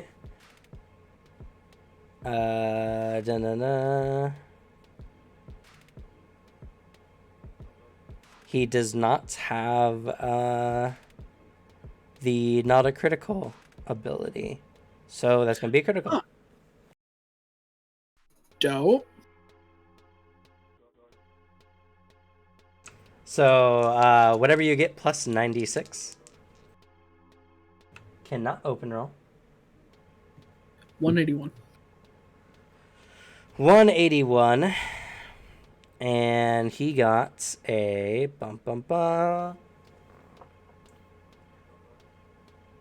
131. So that is a 50. I need you to make a roll on the hit table. On the 29. location table. 29. In the stomach. Oof. That's not a good place. So as he's kind of like hovering in the air, you quickly snap around, hip fire, blam, right in the stomach. You see this gush of black blood that gushes out from him. You have another attack. Oh, Cool, multi-attack. rain's on. Come on, man. He's right above us. Gross. Well, it doesn't go boosh. Remember, the lips close, and that's how it goes. True. Not a great roll again. At least it wasn't a fumble. That is a 212. 212. Oh wait, that is Still remembering point blank. Yes, I am. Actually, I might have to alter this slightly because I'm making offhand attack, not a second attack. So plus 15. Yeah, I'm just subtracting the thing. All right, that is a 232. Okay, 232. Let's see. He dodges with a 262. All right, second attack. Oh, I'm sorry. This is the second attack on him. He dodges with a 232. Yeah. Matched you. All right, Yep. Get good. second attack. Okay. Hey, I know you roll consistent over 200 because of your sheer skill, but can you like not? Can you do better than that? Maybe. I mean, you may actually be able to hit this thing too, like, because I'm rolling like garbage right now. No, I'm just bullying you because of our whole. Oh man, I rolled shit. It's over 200. That's just high level 219 play. garbage roll. Okay, well, unfortunately, with his minus 65 on this roll, that's going to be a 121. So just shy of 100, 90% of your damage. How do you want to do this? I take back what I said. Finra.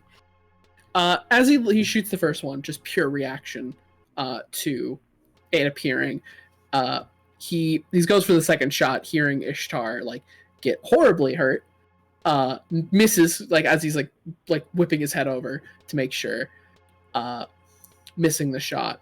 As the third shot, he just face stone cold, flips back over to this thing, spins the gun around once, and just fires as the bullet just goes straight through its head.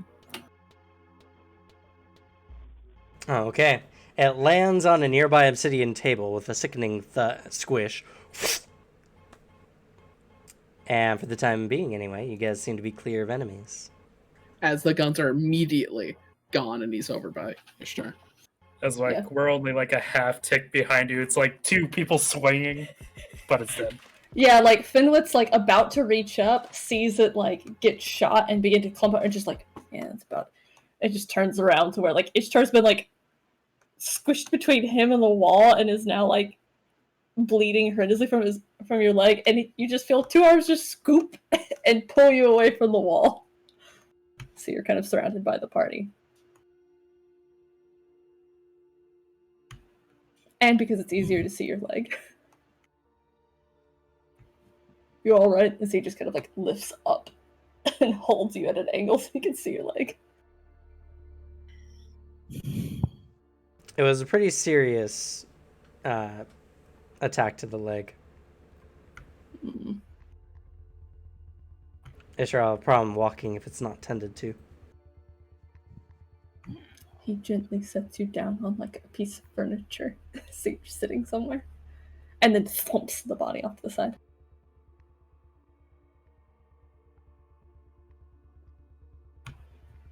Can you do healing magics? You okay? I can heal myself as little icy looking tears are flowing down her cheek. She's trying not to cry. Finn was immediately more distressed than she is. Visibly, at least.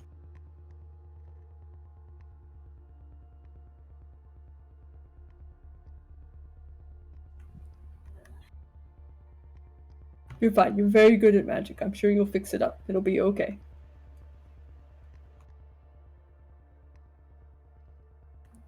Unfortunately, her mentor is more for like after they're dead healing. He's of no use now. I'm more into life force transference than healing. Thanks. Hey, I'm just as upset about this as you are. Well, maybe not as much. Oh, really? Can you transfer wounds? I mean, if someone is here who is willing to offer. Oh, heal it, yeah, and I you meant can have. sarcastically. He just tilts his head. That's. Yep, I can't do the other one. Shit. top sipping with wine. That's 140 Xeon down the drain, and she gives herself 80 health points back. Oh, shit. Anything helps. Yeah. What's your aesthetic for your healing?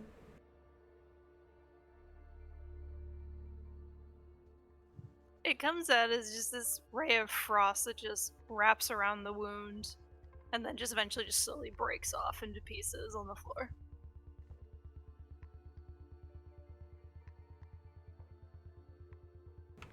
All right. With that, you still have a bit of pain. There's a pretty nasty scar over it, but for the time being, you can walk fine. Do I still have the all action penalty? No. Whatever you heal in hit points is restored to that all action penalty. If it's a severe wound, then it still applies, but it's for a day, so.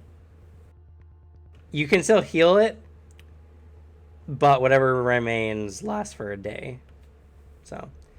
This one was only a penalty of 50 something, so because of that, you overhealed that anyway, so. Okay, so that removes it. Yeah. Good with us, kind of like gently hold the ankle, kind of like a twist, so he can make sure everything's okay before he gently lets go. There's gonna be a nasty scar there, but That's fine. Scars are good. Means you were better than. Ripley, you're a little late. The violence is over. Alexei will start looking over the body of the creature that Arthur slayed. Excuse me, Dio. Yes. Got any cool pieces? So an interesting thing about this thing, one, it has some not too thick looking curled horns that you can utilize, but its weapon has some interesting qualities to it. The sword it's holding seems to be made of bone, but also has fleshy bits on it that are matching its skin tone. So it sees Fenwith sitting there with like fucking scythe-looking blades, and they're like, use weapons, I see. Wrong! is there anything supernatural coming off of the body or the weapons? No, not at this time.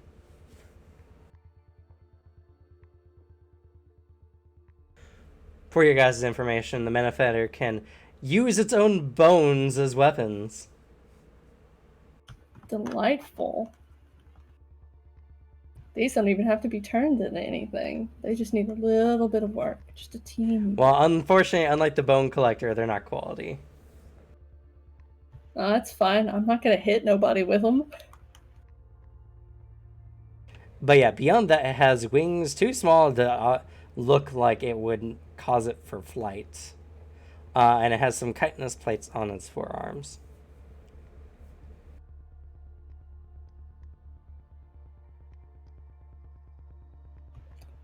Do its bone weapons do anything special, or is it just a quirk of it that it uses its own bones? No, the bones are just a short sword made of bone, but without the penalty for bone. So Neat. They're super cool. Like I love this creature a lot. They're super fun. they're super deadly, especially in a place like this with a bunch of hallways and nooks and crannies. Luckily, we're deadlier. Yeah, unfortunately, it almost got its job done, but you guys managed to stop it before it could swing again. Arthur's able to use bone swords. I am. He is technically, yes. I can use anything. Oh, actually, these do have a special quality. They also have the throne property. Throwing short swords. That's pretty cool. Yep, this creature has the throwing module, so... Oh man, Sebastian would love this sword. if it's better than the long And Lawbringer. actually, it has 2 swords. Yeah, it's got one in either hand. Hmm. The other one's just poorly placed against its thigh. In all fairness, I don't think any sword can beat the lawgiver.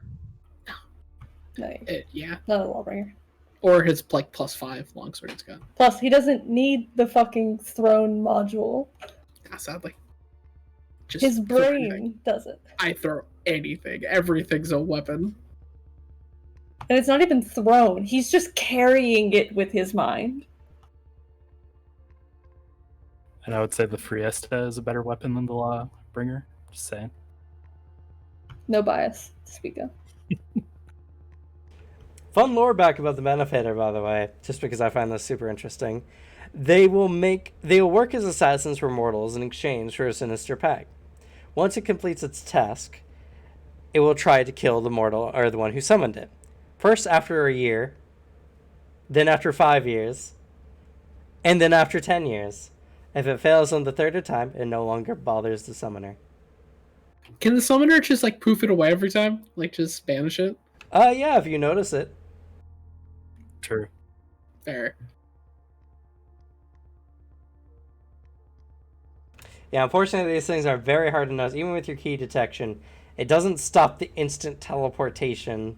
Sure. It does give you a year to prepare, though. That is A true. year to like bump up your notice. That time again. Oh, Goes into a damn room it. just covered in lights. Yep, it's just blood. Like, Is it blinding. assassination time already? Dang, the years fly by. Anyway, so you guys are here in a room in the scary place in the middle of a hellscape with a dead Benefitter next to you. Toss me bone swords. Plus 2 kick-ass bone swords. What trophy does Fenwith take? The bone swords are the trophies. That's fair. They're not special in any other way, so might as well. None of us really use dual swords, so there's no reason not to. Could you vanish and appear like it did if you took its abilities? Might. Some stuff works. Not everything, though. If you get this thing's teleport, like holy shit. That'd be That would be absolutely terrifying. terrifying. Teleporting bear man. Yeah, especially once he learns to combine them. He's just like, I'll be right back. 20-foot tall cogs of people are just boom, directly over someone. You could people's elbow somebody from anywhere. God, that'd be great. He purposefully launches himself like 20 feet above so he gets the extra momentum of falling on them, Jeez. being crushed by an enormous creature. Watch out, watch out, watch out. They won't have the time. After your magic, do you think you will be able to walk? I should be fine. I have no choice but to be fine. I can't exactly sit around here and wait. Sadly. I was more referring that one of us could very well carry you. Fenwith is already nodding before he says it. Yeah, if you need anything, just say. I should be fine. It's just gonna be sore. Which group has the potions, by the way? I do. I just don't want to use them right now. That's a last resort. Fair enough. Those potions are very powerful, yeah. And they ain't cheap either. They're very expensive. Uh-huh. Thought 5E's potions were expensive. Well, do I got a deal for you? Actually, speaking of which, Ishtar goes into her bag and pulls out a potion each for you guys. Just in case she's not nearby to heal you guys. Good idea. Fenwith noting to exclusively use these on party members because he can't heal. Alexi seems confused when you first offer up a bottle of something. It's something to help with wounds, just in case I can't heal anyone in time. But be careful, it's very strong. Ah, very well. I will guard it as much as I possibly can. And he places it inside one of his pouches. She hands one to Arthur as well. He knows how strong these are. The glass cannon kind of needs it. Yeah, this'll come in handy. Hopefully not soon. Hopefully, I may as well use that spell on myself as well.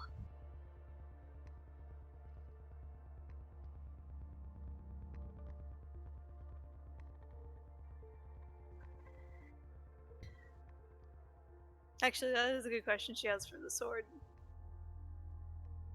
Is this mostly the creatures he employs? Or does he employ various others?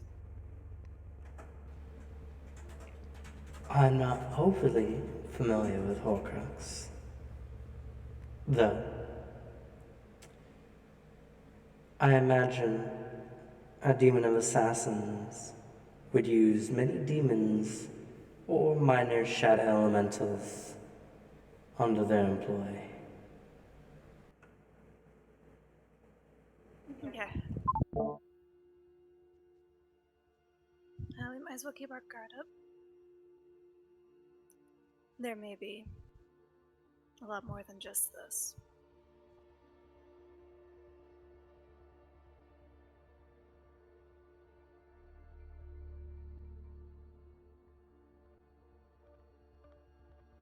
Ripley in attack mode. Basically, she's been under my desk for like the past like 10 minutes, wrapped around my foot, just rapidly kicking it. Are you at least wearing shoes to protect your feet? I am wearing thermal socks Yeah, you're because fine. my floors get cold. Yeah, it didn't. It was just one of those moments where she was just rapidly kicking it, like playing with my foot.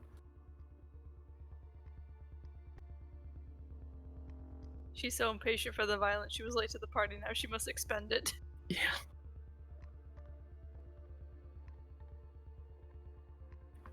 All right. So if we run into one of those again, probably best to prepare to strike as soon as possible. Yes. Yeah. I don't know if you saw it long enough to figure out what its life force looks like, though. Not enough. I mean, I can get its individually, but like I can't just tell all these demons apart. I mean, Arthur's like mermaid man at this point, just going evil. Evil. So, would you guys like to take a break, or would you guys like to continue for a little longer? I need to use the bathroom. So. Okay. We're about the 2 hour, 16-minute mark, so we're going to go ahead and take a quick break. We'll be back at about 12:36 or 3:36, depending on your time zone. If you are watching and you have not done so already, please go ahead and follow to see more amazing content like this. We have our sister campaign on Wednesdays, Grim Survival, which is the other parts of the Rosencratz arc.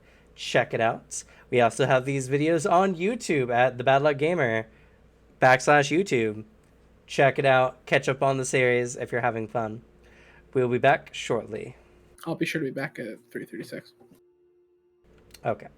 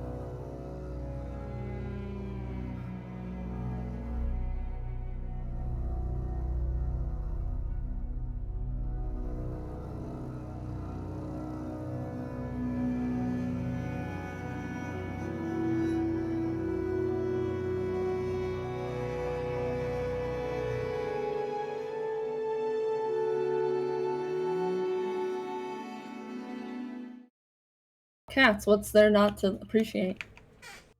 I just figured you guys would like to know when I take you live. That's fair. Yeah. But God, yeah, she fucking. She also like got upset because she couldn't figure out how to open it like a day or two ago. She was trying. She was like trying to find the way to open it. Like she was scouring like every edge of it, putting her paws up, seeing what she could hold on to, and she would like wrap her paws on like the top part of it. She wasn't heavy enough to like pull it open, and she just stared at me like meowing a bunch because I can't get it open. You have to open it. Also, Cameron, it's a very small thing, but like you have a beasts section for notes, like handouts on the Roll20. Can you put all of the monsters under there? They're That's not true. beasts, though. Then make a new category. It's getting increasingly unwieldy and it's bothering me.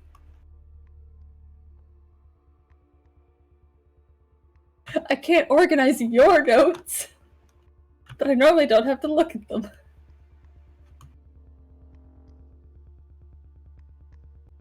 I appreciate you. Oh, look how much nicer that is.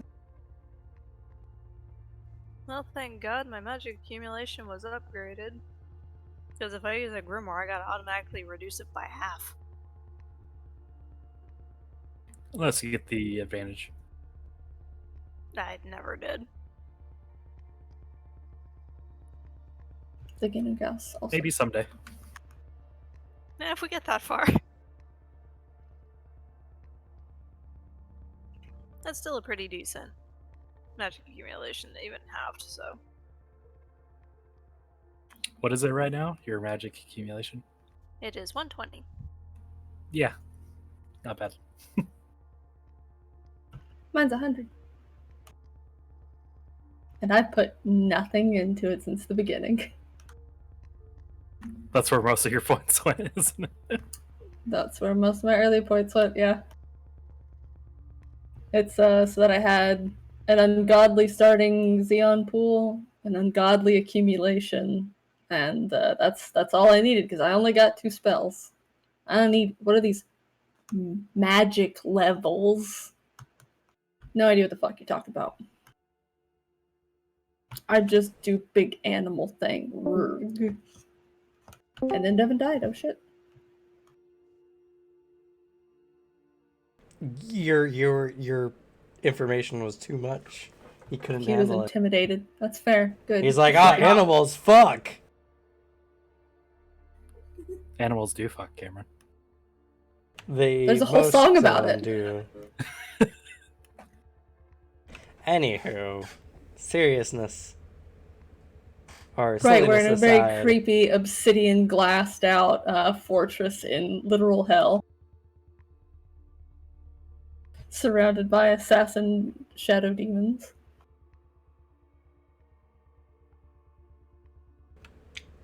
What would you guys like to do? Ishtar's gonna cast her newly learned spell on herself. As well.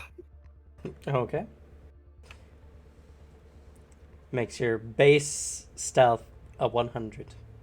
So I'd have to reroll, or should I just use the stealth I had before? Well, everyone has to reroll after making noise. Okay. So, if you guys are going to continue sneaking around, make a stealth roll. Arthur's actually gonna jump up and down a lot, screaming in this room. Just I see you want Finwith to fight things. I understand. as apology for killing this thing instantly. Yeah, kicks Pebble. Aw, shucks. Look at me, I'm so assassinatable. Do it! God, Also- I'm wide also, open. several meta fighters. Stab, stab, stab. Ah! And that That'll was just with, say for the watch. and that was with the base 100. Yes. It doesn't add to your stealth, it replaces it. Oh no, I was just double checking with Devin to make sure he added the 100. Yeah, Okay. it stopped it from being a Hell 23. yeah. Nice. Nice. The oh, I see. Yeah. Not nice, actually. It's a really good spell. That was one of Claren's favorites. So I rolled the funny number, but it put me one under. Aw. I mean, 160 wouldn't have taken you to the next difficulty level. It wouldn't have? Oh, I thought it was 180 it is. 180. Oh, okay. Yep. Never mind then. I'm less upset about rolling the funny number. 20, 40, 80, 120, 140, 180, Oh, okay. 240, Same 280, tier. 320, 420. Or 440, rather. Anywho, so where do you guys go? You guys can go towards the front. You guys can go towards the back. Say the back. Probably in the in the castle. Not by the front door. Unless it's like literally on like the coat rack by the front door. It was literally in a compartment right just in the wall right next to it. That'd be No a one would great find hiding anything. place, actually. No one ever checks the mail. It's just in the No. mailbox. That's Okay. is slightly being salty because I'm the only one who checks the mail.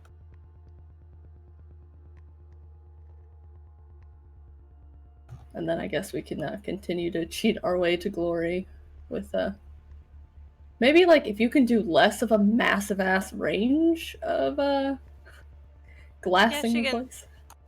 Cameron just sitting there like, these idiots didn't check the compartment at the door. Now I have to move this somewhere else in the fucking dungeon. Yeah, she You've got the reduces- list of like 4 places. If they check there, it's there. So she'll reduce the overall range, so it's not as far. Okay. Essentially, you go by weights. So the deeper you go into the material, the less you overall reveal. She goes deep enough into the material, it doesn't go too much. How many feet out in front of us do we want it? Just so long as it's not past our vision somewhere where it could like accidentally. Well, I guess we should be fine so long as Arthur does not say like, "Hey, there's something right over there." X amount of feet that way. Is And there if they anything can that- just sense you casting, then well, I mean, we're already covered in magic, so I'll fucking fist fight it. Is there anything towards the back, Arthur? Is there? Sensing around, no, you don't detect too many sources. Well, maybe a few that'll get in the way. But if you guys are quiet enough, you should be able to circumvent them. There's a few, but we could go around them. Says Okay. it's stupider. High five. In character. The How fuck does far- circumvent mean? How far away do they look? Gives their general direction. Okay. Guessing distance. He's a lot of distance to work with. You guys never get closer than about 50 feet from any one of them. Okay. Let me turn So the about place 10 to feet in front of us. glass part 2. So you're doing it on the floor again? Where are you doing this? No, she's doing it When on the we're wall. going through hallways, because she has enough room to do it on the walls and the floor, right? The wall, the floor, and the walls? If you want to do it on a wall, for most of these walls, they're about almost a foot thick. So you can make essentially a window into a room if you focus it. Or you could beam it straight into the floor. You could expand the radius a little bit here and there. It's a free spell anyway, so just sweeping. Yeah, she'll just be sweeping it. The only ones we need to be more careful in are probably going to be like actual rooms to see if there's anything in there. The hard part about the actual rooms is they're all pitch black. So, despite your window. Just grab a green torch out of the hallways, bring it in there with us for a second, then pop it back. Okay. Many of the rooms in here seem to be some kind of chamber. You find what looked to be a bedroom at some points, though the bed and everything has been overcome by thick amounts of obsidian glass. Any sigils on the wall? Anything stating a kingdom alliance or anything like that? Nothing that you guys have found so far.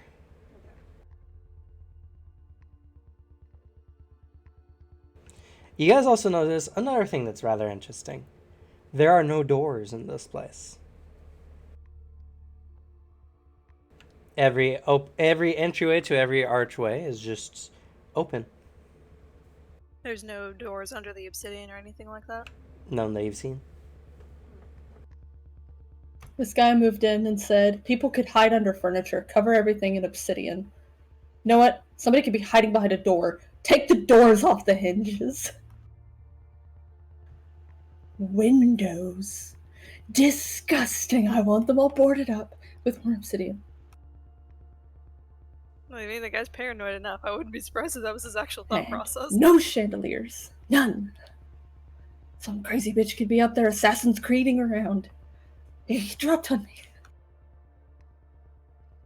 As you guys explore the rear side of the fortress, you guys do come across, after circumventing a few demons, you presume, you come across what appears to be an armory, or where the coffers for this place would have been.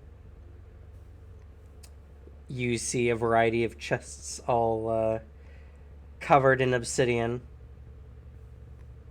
out and about this place.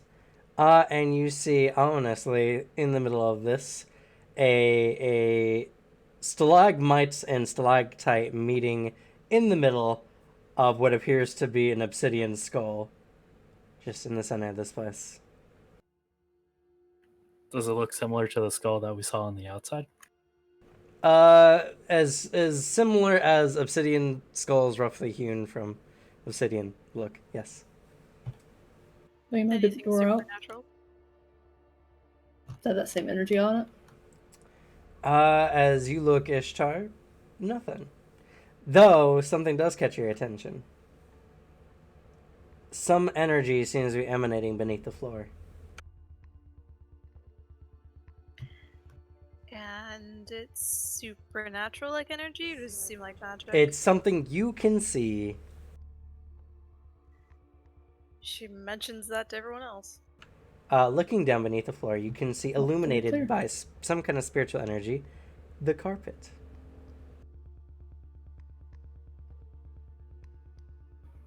Did Callie get teleported into this world and just get stuck between obsidian? I swear. Hopefully, it's not a death carpet. It better not be a death carpet, I swear. It has the grappler feet. But as you guys came into this room, it seems to be almost stylized around the skull in the center.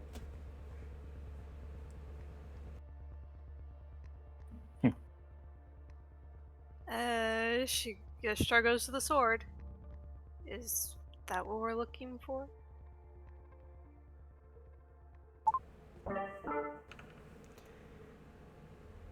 It's possible.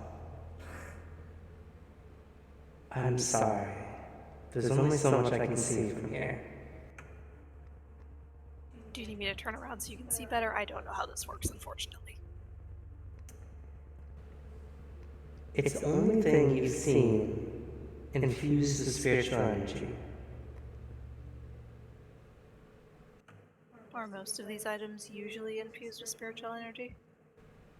Yes, as they're tied to the soul of the Duke who has created it. Okay. Thank you. That might be what we're looking for. It has some spiritual energy to it. Well, unfortunately, we're not exactly going to be able to take it with us to the exit, unless that's the exit. If it's the carpet in the whole place, because we can't pry that all up. It just ball seems it to up be and the go. carpet that's in this room. Well, I mean, at least we can get to it, since you can change the rock. It appears to you guys that the skull is kind of a faux key, Yeah. and a carpet under layers of obsidian glass is both unassuming and incredibly hard to get to. They didn't account for mages. Well, even if they were caring for mages, they weren't expecting someone with spirit sight. Fair.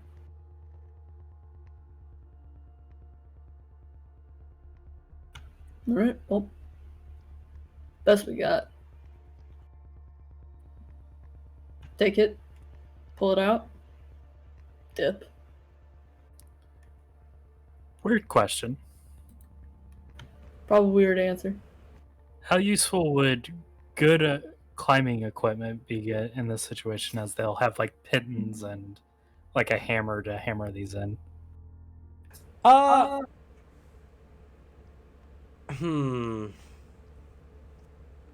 Especially if you turn it to like something that isn't the obsidian, that way it won't be so fuck off loud. I would say that you could use it if you were unable to pass the damage barrier of the obsidian. I think we can probably pass the damage barrier. Probably. You all can damage energy, unfortunately. Yeah. So it would work. It generally functions like that, but you're all really fucking powerful. So what would be useful to a lesser man is not quite as useful I'm to you. sorry you've outgrown powerful your equipment folks. before you got to use it. I mean, it's still going to be useful if we ever have to climb anything. So I'll grow true. wings, but you know what? Finwith, maybe you won't grow wings just so you can feel like your equipment gets more use. I'll keep that in my pocket. Alright, well. Let's buck it up. I'll let So you do the honors. did we want to reveal it first and then find an exit before we destroy it, or Is it too big to like reasonably be able to pull up from underneath once we get to it? It's going to take some time. It's a pretty large floor rug hidden beneath layers of obsidian. So Alright. Well, Transform mineral, try and see if I can make this thing at least easier for you guys to get through.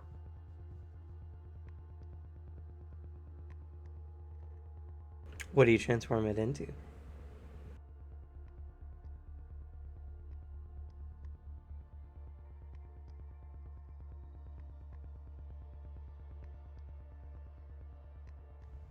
Ishtar looks over to Hell Knight. Know of any soft minerals that would be easy to break? I mean, I can only really think of glass. Sorry, I was an anatomy teacher, not a geologist. Thought you would have I feel like seen something with the strange things that have shown up in your classroom. No, because my students often didn't take various amounts of earth and stone into my classroom. No, I meant the corpses you dissected. I don't think I would find any of that stuff in those either. actually, we found a corpse that turned into like a regular guy who was full of dirt. I'm real pissed about it too. Got buried for 3 years under a mountain. It's fine. He got it all out. He got better. He was really, really weird though. It sounds like it. Yeah, he could just like keep doing magic for like forever. It's really weird how he explained it. Hey, you weren't expecting the guy with the whole corn cob either. I mean, at least there's a reason for that to be in someone's guts. I would hope. An excitable eater would probably not be prone to consuming hard minerals. I mean, there are some strange people out there. Except salt. Alex is sitting there here like, what is this conversation we're This having? is Arthur just going like, why does every fucking conversation devolve into this? Just two parties giving each other no context. Saying the weirdest shit. Arthur lost in the sauce. Arthur, you are you familiar with other weapons besides your gun? Every weapon known to man. And Ah. then He pulls off his +5 halberd and hands it to you. Good, you can help dig. I was going to. Spins it around, like testing its weight. Masterfully. Oh, she will shift it into glass, but she's also gonna follow it up with something else. I should probably check the strength requirement on that real quick. Oh, that's a good point.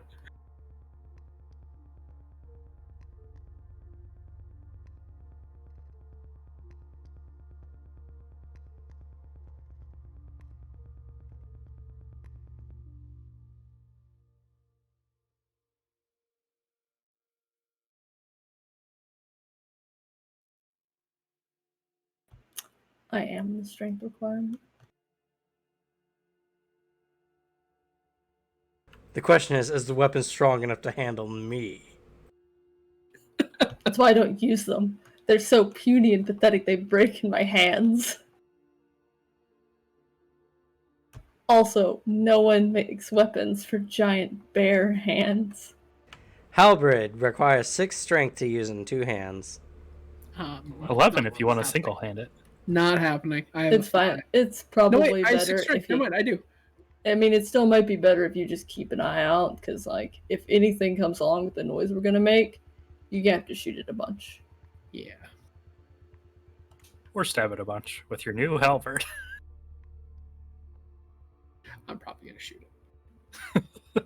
Though, depending on how loud it is, because I can't do the silencers too much. It makes my maintenance cost a bit more expensive. Turns it to a 5. So. Alright, are you sure it's gonna... Oh, I did think of something. Chalk. You know what chalk is. Yeah, I do. Chalk. Okay. Once the floor. Click, clicks. She does that. And just as a precaution, because she's not sure if it's really affected it, she's also going to hit the floor with fragility. That chalk is going to be a nightmare. He doesn't care that it's messy. It's just softer. And quieter to dig through. Okay, alters the solidity of an object, decreasing its resistance and making it brittle. Any affected body will automatically lose its damage barrier, and in the case of a weapon or armor, will reduce its integrity. Ah man, that good climbing kit would have been useless. I don't mind. So sweat off my back. Anywho, it was just a joke. You wish it was. You're covered in it. Also, it's gonna take so long to get the chalk off because there's no fucking water in the burning hellscape. At least not any you want to touch. She's gonna have to whip some out. Yeah, once it's maybe cooler, I don't know if you have any water you can pull from anywhere. Unless you can magically create it. She's always had water skin on her. You hold that out. It just starts boiling. So, as the area around the carpet, well, a small chunk of the floor is turned into chalk. This is up to 20 pounds of space. But as you do so, the skull next to you begins to scream. Yeah, that's fair. Yeah, All fair. right. It's a nice alarm. Stealth out the window. Lexi will try to bisect the skull. Probably too late. Okay, But- so as you do so, it does get some out.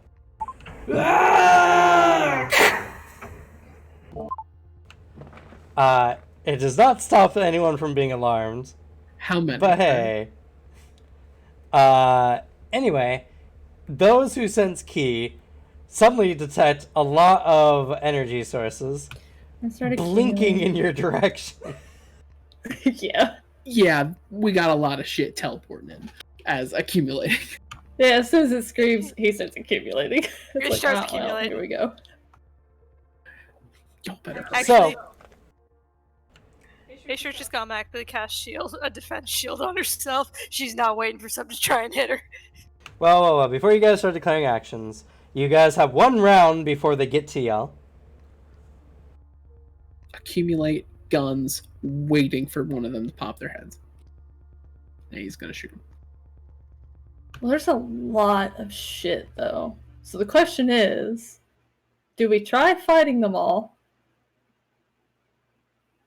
Or do we destroy the rug and hope that we, like, warp out? Because we don't even know if the exit's going to work or not.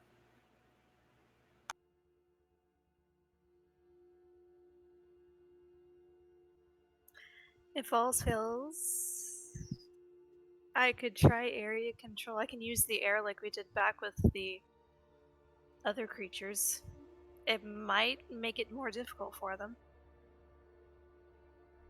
Issue is I can just teleport right on top of us.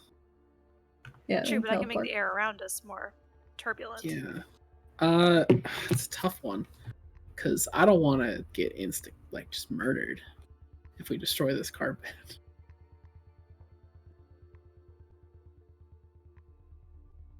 Alexi begins accumulating, by the way.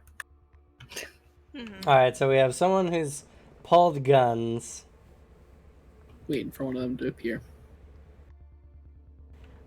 Just so you know, they'll be jumping in and ready for combat at the same time you guys do, so you can't hold actions to attack. Yeah.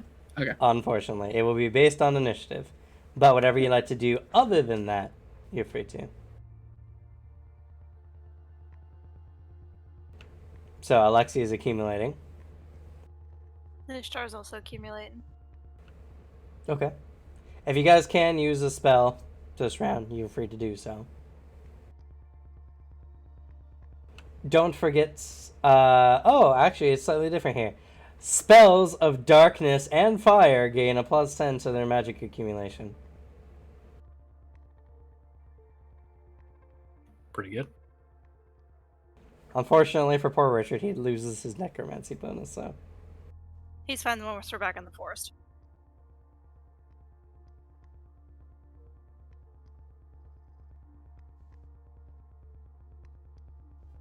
None of these darkness spells would help. Alright, so, we want to just duke it out with them as we, pull up the carpet. And, run like mad back out. Sounds like that's what we're going to have to do. Yeah, we kind of have to. Yeah, we have no choice. Cameron's made it too clear we'll die if we just murder the rug immediately. Alright, we'll do it. Alright, what are you doing, Pinwith? Accumulating. But, yeah.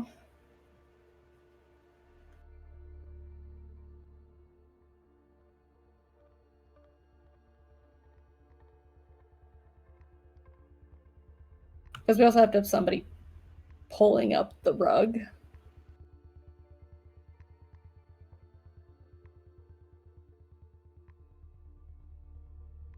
Because we gotta break through and pry it up.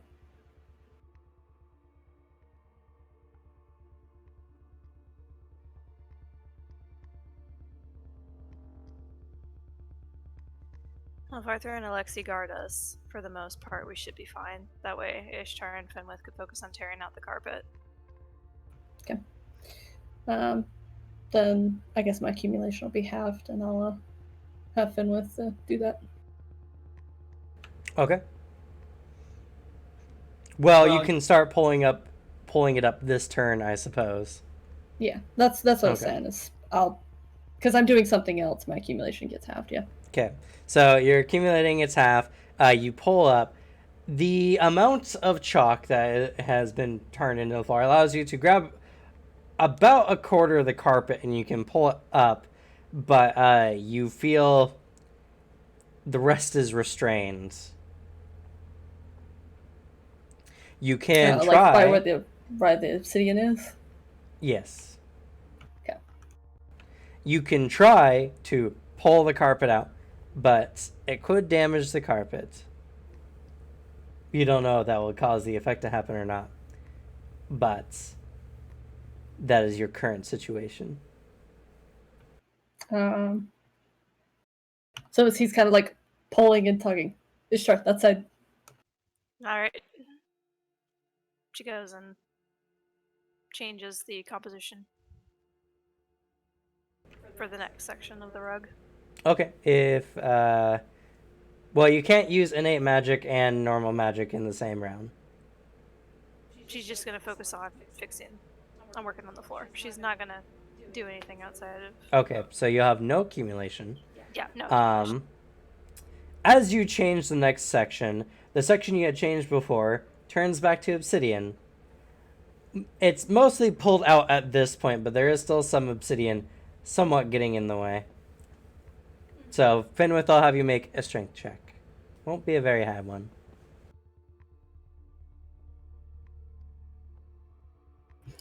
15.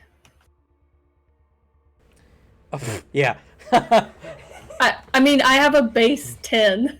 No, I know. I was just laughing because it was so much higher than the base 9, the target number. Okay, so, yeah, I could not have failed. As you begin ripping it or as you begin pulling it up, and it kind of begins to re-solidify, you see the section, and you just like reach out, rip the obsidian chunks out, getting the way, move the carpet around, and you guys have the carpet halfway through. By I the like time to imagine as this he's combat like starts. tossing an obsidian chunk over his shoulder. By the time we hit initiative, something like warps in the way and just get with the shard. If they botch on their initiative, I'll let that happen.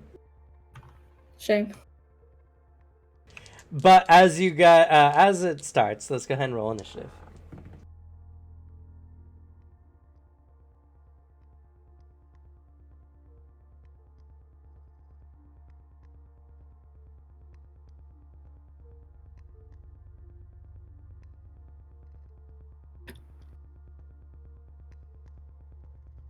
These dice, they're failing me again.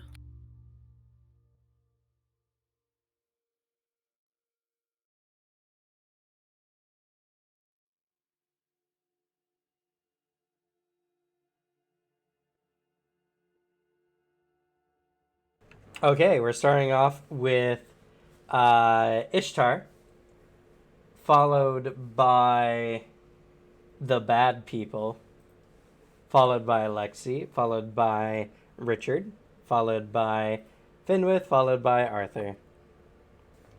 So, starting off with Ishtar. She is working on the floor. Okay, you reveal the next section of floor.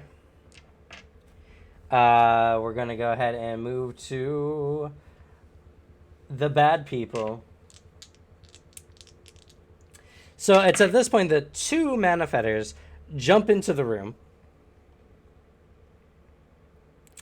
They look around wildly and they notice someone pulling shit up out of the floor. And that's very bad for them. Uh-huh. So in another blink of an eye, they both What? appear over Finwith. As that's going to be their 2 teleportations for the round. And they're going to each attack you twice. Could I say I let out a noise when they appear over Finwith's head, so Finwith has at least some warning something's coming? It's not a surprise attack. Okay. Well, it's not a surprise attack. They appeared in the room to see what was happening, and then they appeared on you. They're not stealthing this round anyway. Okay. So, no worries about that. But lots of worries about this, as they're going to stab you. Go ahead and make a defense roll. And we're going to go ahead and give you a... Well, are you going to let go of the carpets, or are you going to hold on to it? I mean, it's not like it's difficult to reach back down and grab it and keep pulling. Block with the carpet. Make them fear God. Oh god! Use it like a shield. They're like, oh god! Because they'll die too if it collapses. That's fucking hilarious. You know what? No, he's gonna keep it in hand, so they have to be careful. Are you going to use it to guard them off? Sure. Okay. If it's gonna be anybody's fault, it's gonna be theirs. Alrighty then. So as you hold the carpet up, you do see them hesitate. This is going to force them. So sure, yeah, all right. It's going to be a wash. The penalty for holding the carpet still would have been a negative 30, but they have a negative 30 to not attack the carpet. So it's a wash. It's funnier this way. Well, and if anything, you just don't have a penalty now. So, all the better. As you hold it up, they're circling around you, doing cartwheels, trying to not stab the carpet while stabbing you. So let's go ahead and make a defense roll. I see you did. The first one gets a 248. So it hits, but not enough for damage. He's going to make an offhand attack, so I'm going to need you to make a defense roll minus 25. Or sorry, minus 30 for you.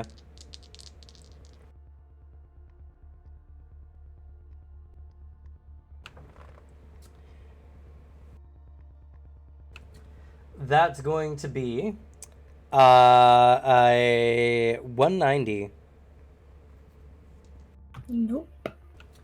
All right, that is a success and 20 over. You can counter with a plus 10 if you want. Yeah.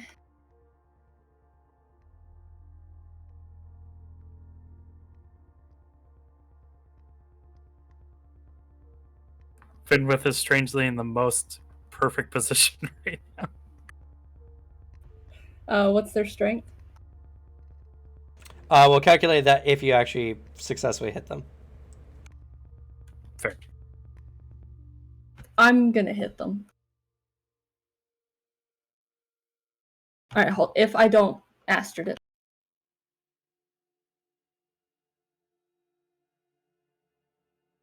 There's a plus 10? Plus 10.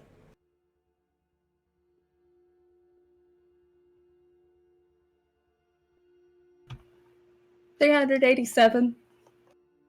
387. Nice. Jesus. I rolled the third 96 of the session. Admittedly, the other two didn't do anything, but they were there. And then a 71 Nice. plus my attack and that bonus. What's your attack? 210 plus the 10.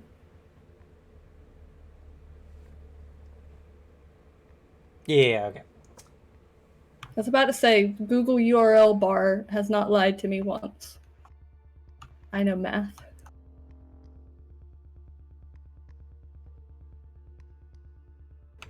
Okay. Yeah. Technically, my Math. attack is a 200, but my martial arts give me a plus 10. So That's fair. So, they got they rolled really well, but not that well. They got a 283. So that's gonna be just over 100 over them. Their strength is plus 20.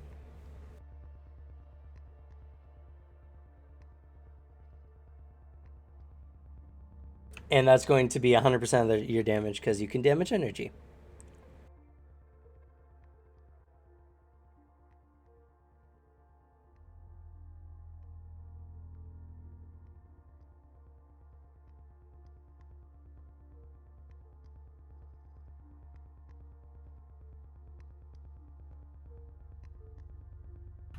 alright, 100% is 95.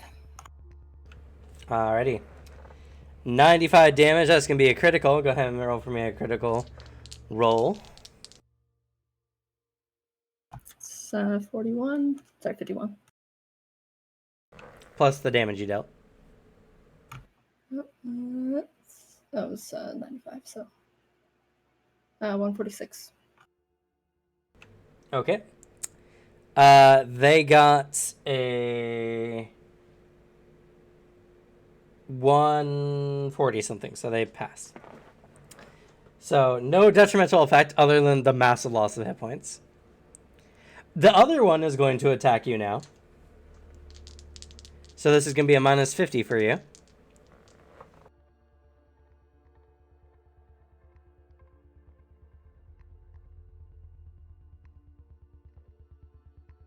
with an open roll into a 3. That's going to be a 273. Ha! Did you open roll again? 274. No, I rolled a 79.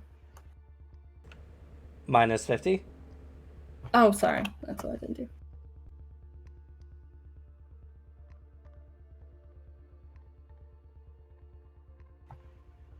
Okay. Still, you'll never be enough to kill me. So that's going to be a difference of just under 50. What is your thrust armor? Trey.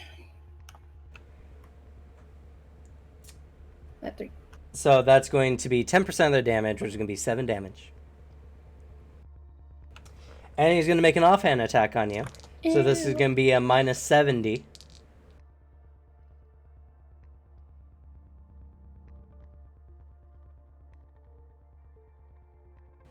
Oh, I should change music. All right, Groovy exists.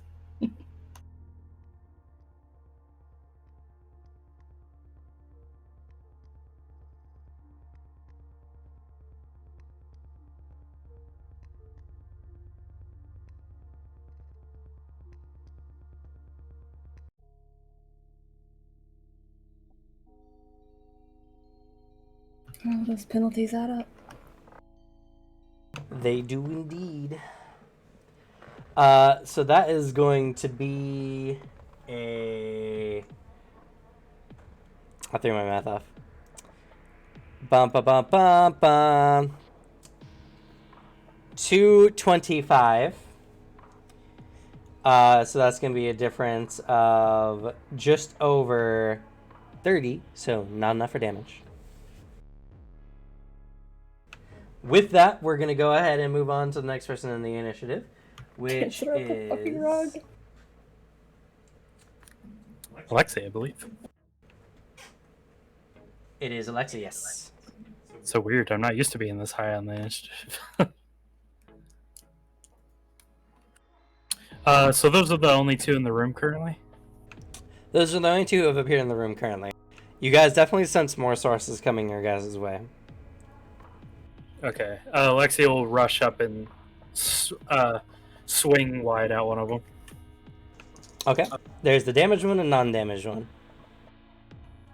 Should probably go for the damaged one. Honestly. Alrighty. Its elbow is like backwards.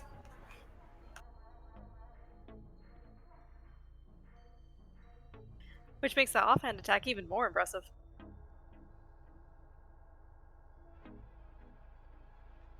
Okay, not bad, not bad. 263 attack. Okay. It's minus 30, because this is the second attack on it.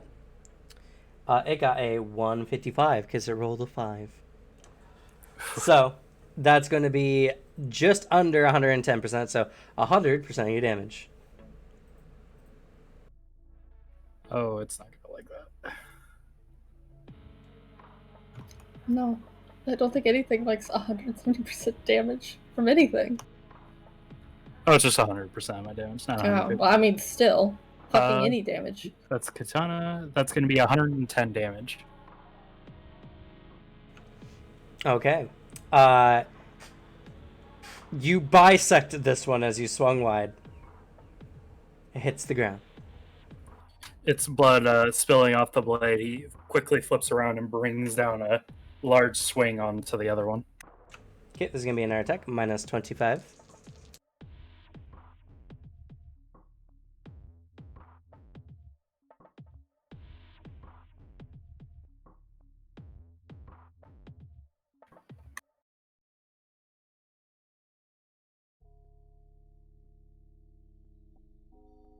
.252 attack. 269. Nice. It barely misses Fair. as it leaps out of the way. Okay. Third attack. Okay. So it's going to be a minus 50 for you, minus 30 for it. As he came down with a large swing onto the ground, he follows up, scrapes it across the ground, and swings up at the creature. Ooh, it's much worse.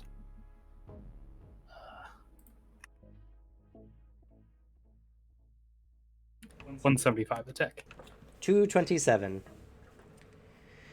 So, it takes this opportunity, because it has another attack this round, to counterattack. That's a difference of 52, so that's going to be plus 25 for its counterattack. It activates my trap card. As he was accumulating for Armbjorg. Okay. Just going to give him a plus 50 to his block.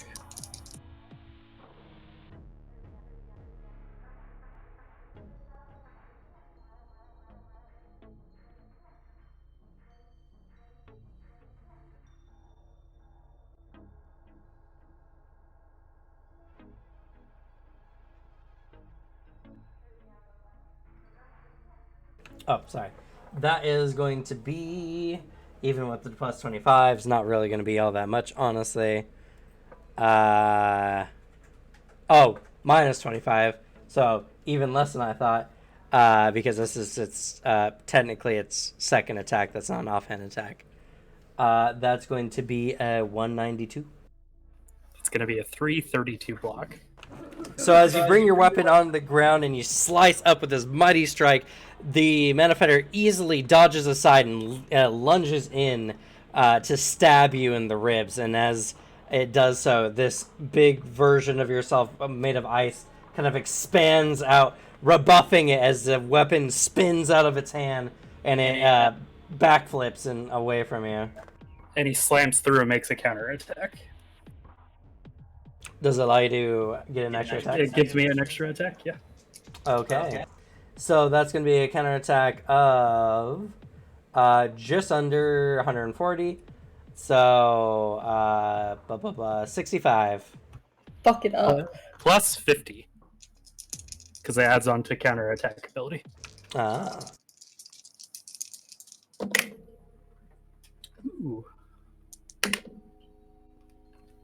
Multi-attack and counter monsters in this party. So this will still be a minus... Or is it an additional attack, or is it a... It's an extra attack on top of everything. Limited attack, which means I can't use fatigue with it. That's fine. Yeah, limited attack. You also can't use other abilities with it as well. So. Fair. Sebastian is literally the only person in the Sunday party, like the actual party, who isn't a counter build in some way, shape, or form. So that's going to be a 202. That's going to be a 430 attack. God. Jesus. Eat shit. So that's going to be just under 100 or 230. So 210 or 20% of your damage.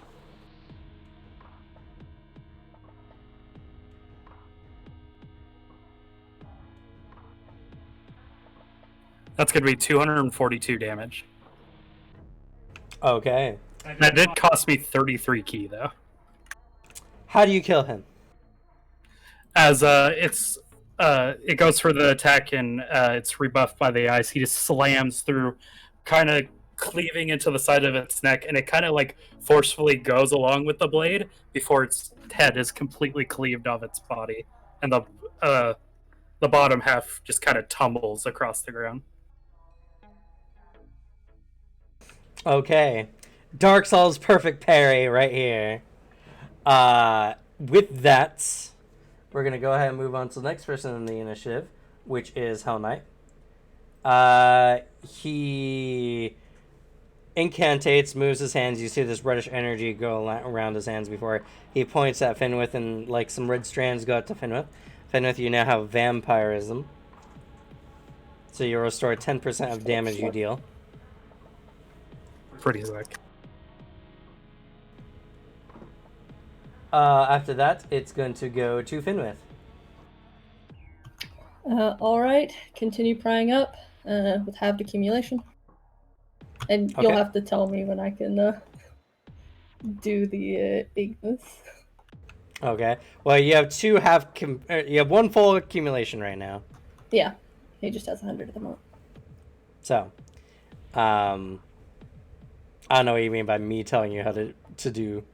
Well, when I you don't can. know how much I have to save for the development points to do the spell. Well, I mean, the base level, you can get some things from it, so I'll tell you that much. Yeah. You have to figure out the rest. Like juicier. So Plus, you everybody pull else it seems up. to be doing pretty well. The carpet is now 3/4 of the way out. There's just one little section remaining. We move to Arthur. How many are there again? There are Currently 0. No.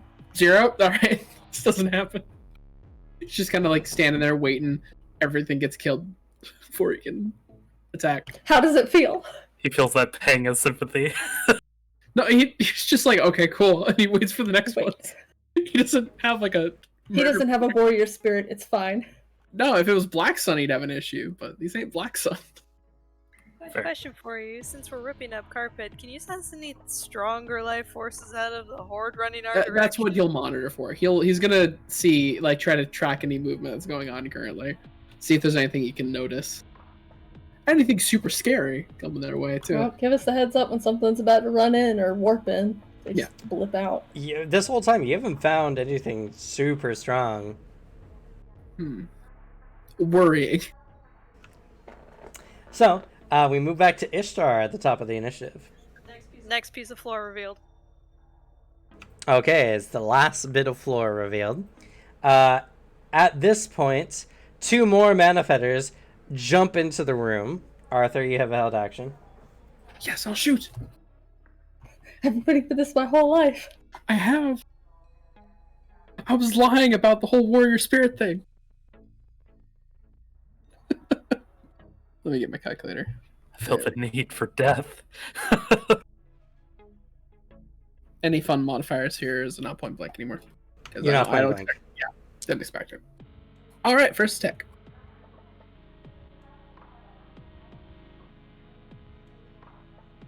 I'm rolling like shit for these guys, I swear. I rolled under a 10 at least 5 times so far. Oof. I've rolled under a 20 for most of my rolls. Except for like 2. 234. 186. So, that's going to be a difference of just under 50. So, 40% of your damage. 48. Oh, I'm sorry. I didn't subtract for the range penalty. 70% of your damage. 84. 84. All right. That is a critical. Go ahead and roll for me a critical roll. 104. 104. Yeah. 108. So, no Great. major penalty for that. You All rolled like garbage, though, it sounds like. Yeah. On both ends there, I think. Yeah, I rolled a 20. Alright. Offhand. Okay. It's gonna have a penalty of minus 45. 226.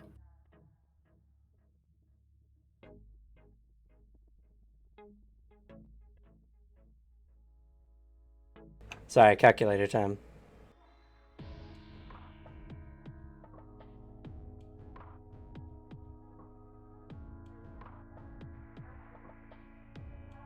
These dice are usually so reliable. 274.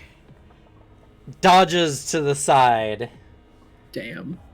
As after getting shot the first time, he didn't want to do that again. Very fair. I shoot again. He Take that attempts to choice dodge from him. again. At least he can't counter you. You're at a distance. Minus 65. That's about normal for these dice. 257. 179. So that's going to be a difference of just under 80. So that's going to be Yeah. So that's going to be 70% of your damage. 84. All right, that one goes down. Cool. I have another shot. I'm gonna shoot the last one. Probably not gonna hit, but if it does, That's so they're multi-attack or multi-attack. I'll see you guys.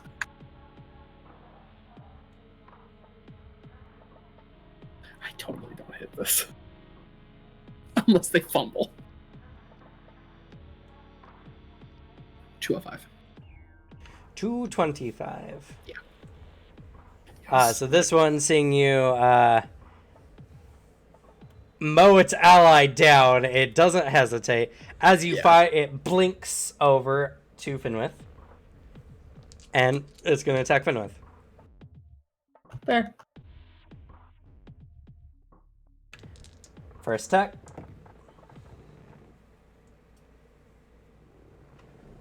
$246.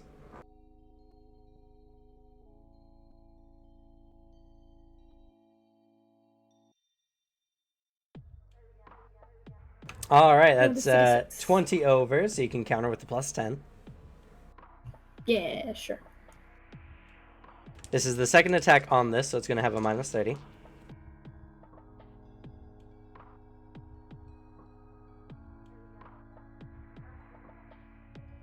$280. 193. So that's going to be a little less than 80 over. So that's going to be 70% of your damage. Cool. 66. 66.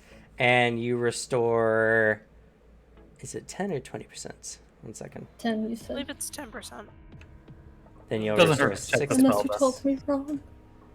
I believe it's 10%, but I don't do necromancy all that often.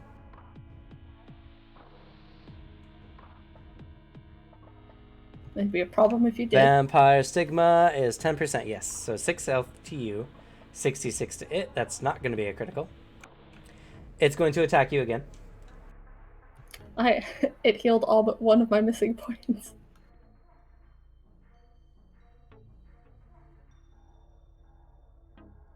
Armor pays dividends.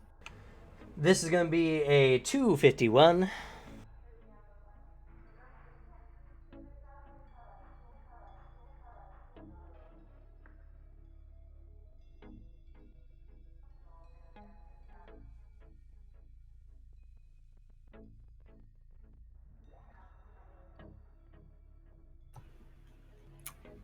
No roll. Okay. With penalty. So that's going to be a difference of, let's see, 35. So that hits your armor and does no damage.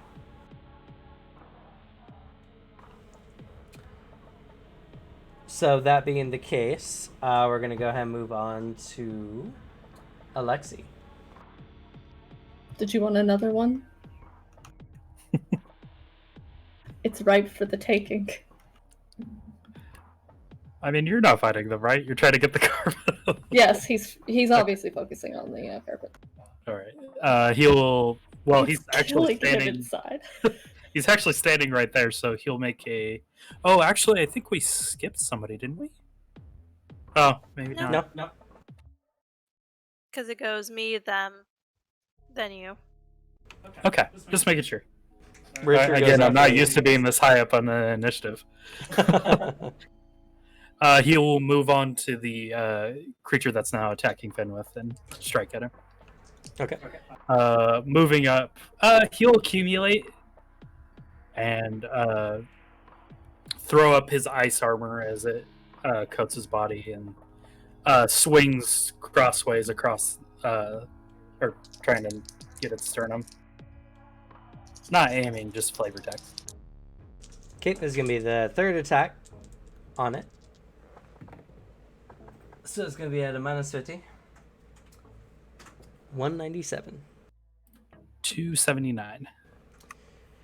All right, so that's going to be just over 70 over. So 70% of your damage. Oh, that's easy. 77 points of damage. That's going to be a critical.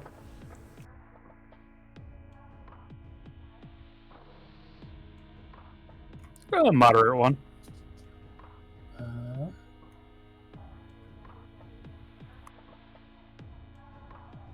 134 for the difficulty. He damn near rolled 100. He rolled a 99. He's fine. Yeah, he's good. We'll make his second attack. Okay. So minus 25. Minus 25. Minus 70 for him.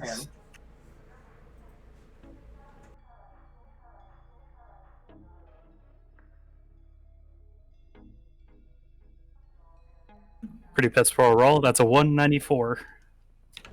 He got a 173, which does do 20% of your damage. That'll be 22 points of damage. That takes him down on the dot.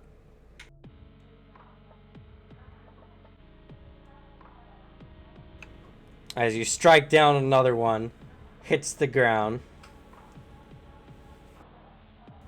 Yeah. We move on to Finwith. Oh, sorry, we move on to Richard. Richard... He's gonna conjure his Shield of Souls. Sorry, Necromantic Shield. Same thing.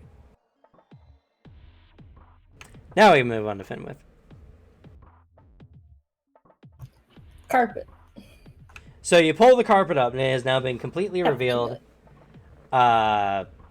You tuck it up under your arm. One of your arms is rendered unusable while you're holding onto it. It is a big carpet. Darn, it won't fit in the bag. What happens if you put something like that is the crux of a demiplane in another demiplane inside that demiplane? An interesting question. We'd have to find out. Only one way to find out. The sound of D&D players going, what happens if you put a bag of holding in a bag of holding? DM's favorite question. Would love you to find out and ruin this campaign. Anyway, so you now have a carpet. I do. And then I have accumulate. Do you get not ready to move? get- Do you not do anything? Well, we're ready to go. As soon as people are good. If Arthur gives the all clear to start moving. If there's a bunch of stuff in the hallway, though, we'll probably just wait so we're not Well, squished in. there were 20 things inside this place. Okay, so they're all just scattered, Kevin. No, we've killed Pretty much. 5. You killed... Yeah, 5. Alright, we're good. Let's Let's get get out out of of here here. then. Okay, do you guys decide to start moving? Yep. Yep. And we can head back to our hidey hole at the back to dip out. If there's less things that way than the front doors. Well, there wasn't anything there before. We only evaded 2 things, I think, so yeah. The back. Out we go. Alright, so we're going to begin a chase scene. You guys are booking it out of here with the magic carpet. Alexia will drop the frost armor. It's ticking away unneeded key. So, as you guys bust into the hallway and begin running, manifestors begin poofing next to y'all and making odd swipes at whoever is within range. So as you guys are running in, let's see here. Alexi is 1, Arthur is 2, Finwith is 3, Ishtar is 4, Richard is 5, 6 is a reroll. Lucky contestant Ishtar. Oh no. the first one comes up, and as these things are coming at you guys, you're running. They can't quite like get the jump on you, but they are coming at an odd angle. So for all intents and purposes, they're flanking y'all as you're running through these hallways, which is going to give you guys a -30 on your defense rolls. Luckily, I don't think that happens on magic shields, but I could. Does not happen to magic shields. No, they don't have any penalties. Does it still cancel with the like rug?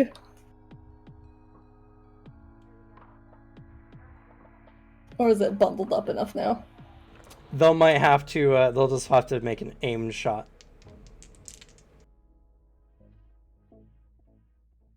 Which I don't know if that's better. It's a penalty. So against If Ishtar, nothing that's going to be a good 184. That's a 187. So one appears next to you, and you just in time, like pull a screen as it bounces the creature off. Another one is going to attack this round. I'm sorry, Ishtar again. Cameron. I'm sorry, it's not He my gave fault. you a demon pact and a shadow lord, and then decided you're too OP and has to nerf you by killing okay. you. I'm getting the standard treatment. I'm gonna end up like Garvey. No, I won't do it. No. There has to be one. There's got to be one. You must be the sacrificial lamb. Might as well induct the new player. Radaman's gonna eat all of us. So this is going to be a -45 for you, Ishtar. Is that counting the flanking? Oh, I'm sorry. Just a minus... No, never mind. No penalties. You take no penalties to onslaught either. So yeah. Roll like normal. Because magic is crazy. Because magic has too few benefits, apparently. So that's going to be a 218. That is a 234. All right. Another successful shot, as you're just assuming they're going after you at this point. A third one attacks this round.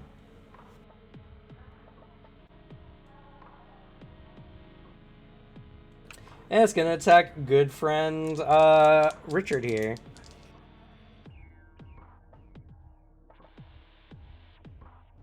Oh, and of course it attacks with a 91. So that's going to be a 271 versus Richards. That's an archmage. He's got this. Not when I roll like shit. That's going to be a 219. So that's going to be a difference of less than 50% of its damage to Richard. Which is going to be 40 points of damage. Not enough for a critical, but that definitely hurt.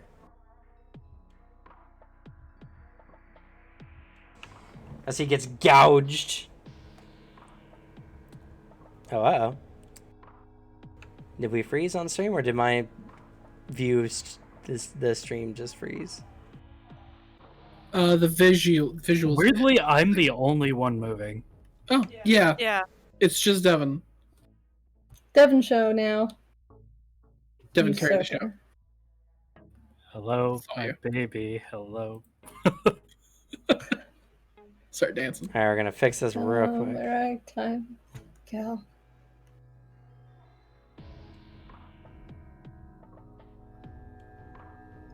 We're still coming through loud and clear, at least voice-wise.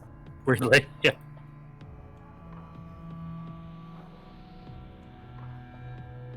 It's not a bad look gamer stream without at least one or two glitches. I True. think that's just streams in general.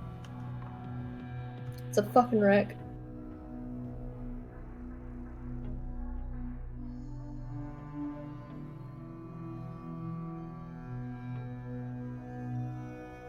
I only noticed because I saw Vale's gleeful smile for much longer than normal.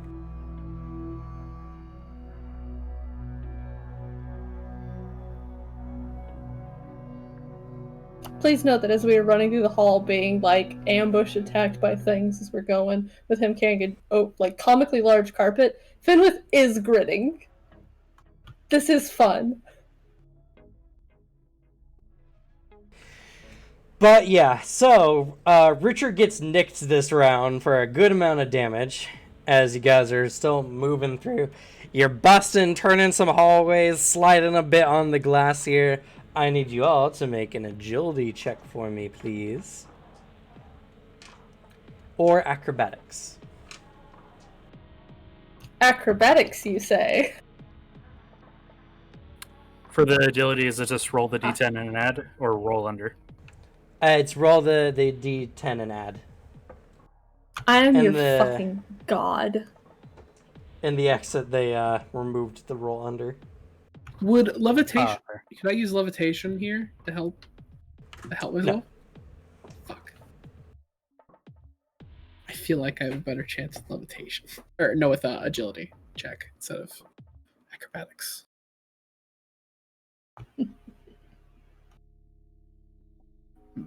Not bad rolls. Jesus. Oh, a Kevin. flat check? I thought it was... No, Oh, you no, can okay, choose I see, yeah. acrobatics Okay. instead. Yeah. Arthur, don't fail on us now. I have my acrobatics trained, and I open rolled. Yeah. Okay. Surprisingly, Richard did really well because I rolled a 10. Thank But God. yeah, as you guys round a corner, Fenwith just bounds onto the wall and off the wall, keeping the momentum as Alexi and Ishtar slide and move forward at the right time. It's just like ice, it's fine.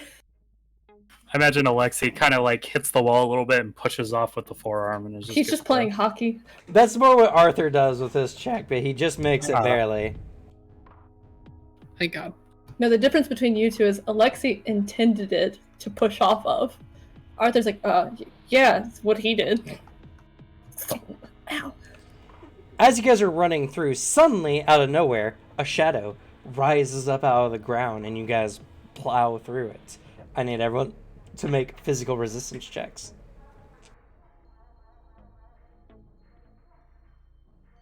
Physical resistance.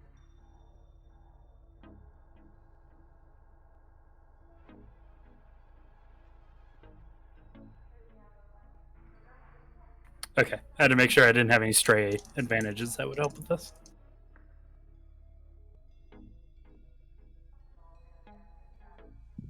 So Oh, 128. 122. 160.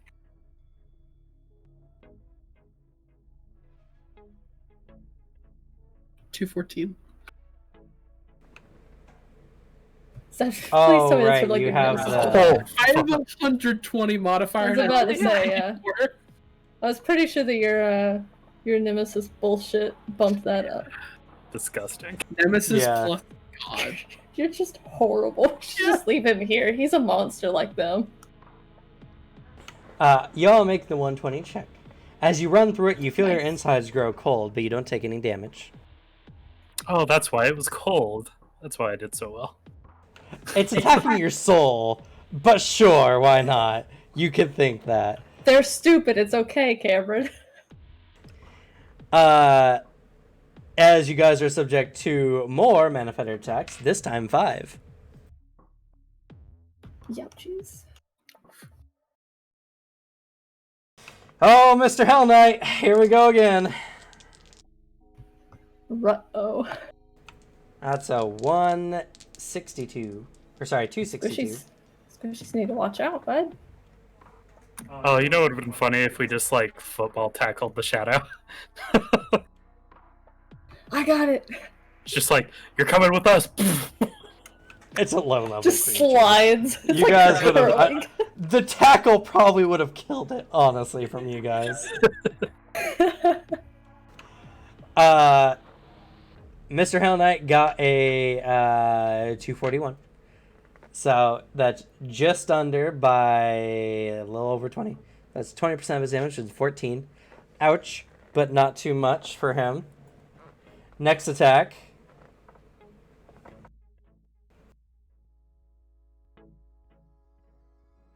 Is Ishtar. What is with these dice? I keep swapping. Alright, Ishtar, go ahead and roll. That's going to be a 237.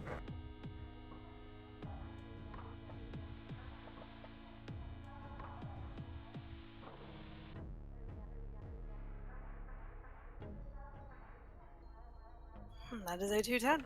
Okay, 27 over. Your cut armor prevents you from taking damage. Or sorry, your thrust armor. The third attack.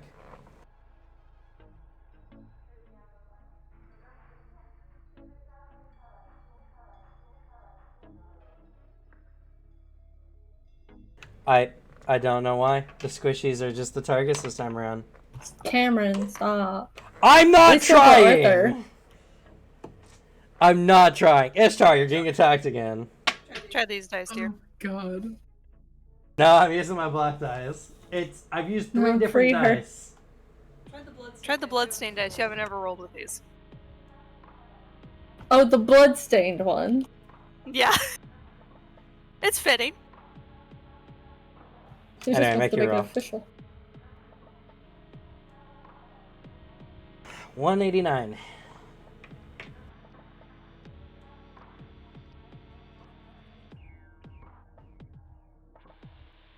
That's a 202. Okay, you block that one. Next roll.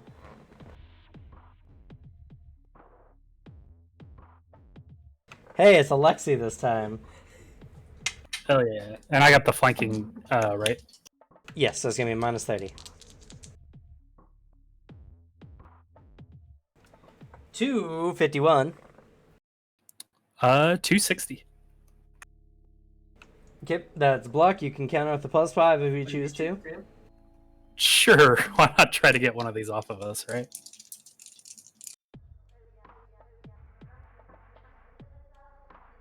That's a 245 attack.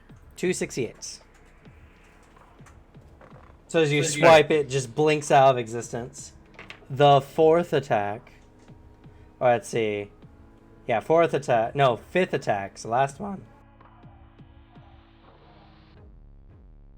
This one's against Finwith. So this one's going to take a -10 penalty because it's aiming for your not arm-carrying carpet.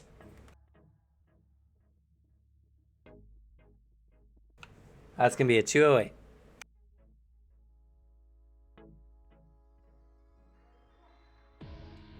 Benwith has a good shot on this one, I think. Minus 30. I actually rolled hot shit, but it's probably still not gonna do much, if anything.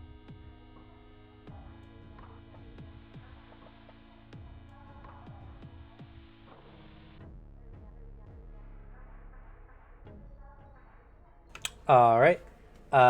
It doesn't do anything thanks to your thrust armor. So you guys are coming out to the pretty close actually to the where you guys entered in from. Are you guys gonna try going out the secret exits, or are you guys gonna go out the front? Secret entrance we were aiming for. Yeah. It's closer.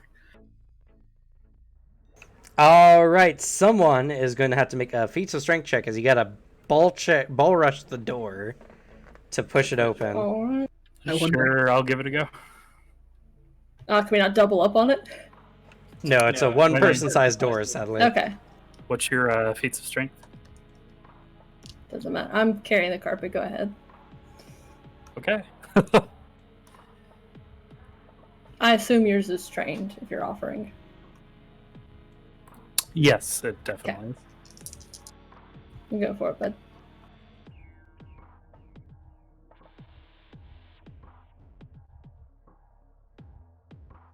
Not bad. That's a 134.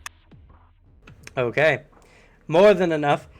You come up, and Alexi moves out in front, shoulder checks the slab where you guys entered in from.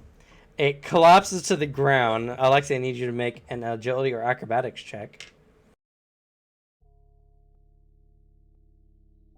Pretty good. That is a 16. All right. You don't topple over with the door. You ball check it and kind of like bound over it as you head outside. You're now outside as everyone kind of follows suit.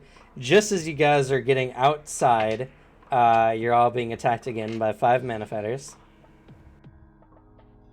And this whole time, like, have I been able to like keep half accumulating?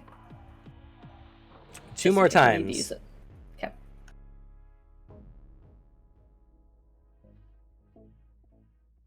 Ishtar. Hey, at least you got to roll for Alexi and Finland this time. That's true.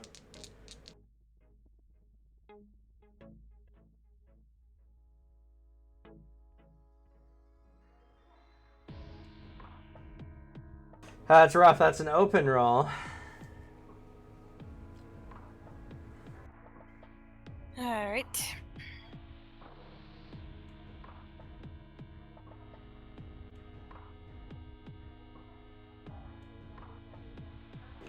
For a grand total of 338. 197. Alrighty, so that's going to be a 135 over, minus your 3 layers of armor, 100% of its damage. That's going to be 70 damage. Yes, that was a critical before you ask. Okay. Roll a physical resistance check. That 80 helped you so much in that situation.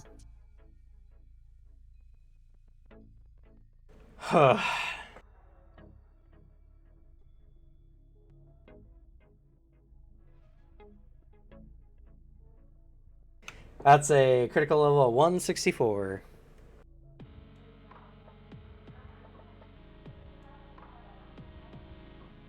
$159. Okay, that's only 5 higher than you. That's not bad. That's not too bad. You just take an all-action penalty of 5, which will go away after the end of next round. As he cuts into you, and it's a mighty powerful cut as you guys have temporarily stopped to decide what you're going to do. Next one's coming in. I guess I thought that we were gonna be Did rushing towards where we originally came in. It was just the 70 damage, correct? 70 damage, yes. Ishtar again. Hey, listen. If it makes you feel any better, the next time Fenwith accumulates, after they've kicked the shit out of you, he's going to shove someone the carpet and try and maul all of them, however the Ignis shape will do I would it. like to point out a maneuver you can do called push out of the way. Where you take the blow instead, but it's at a massive penalty. Without a bodyguard or the technique to do so. I'm not sure he's gonna have the mental capacity to give a fuck. Anyway, no penalty. Oh, -5 to this magic projection for you. That's going to be a 239.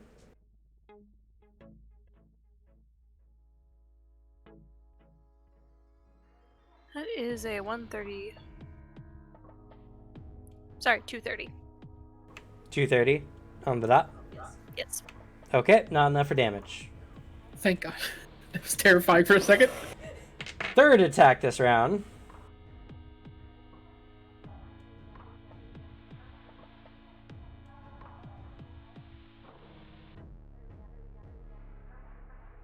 Ishtar again! I rolled 4 on 2 different dice!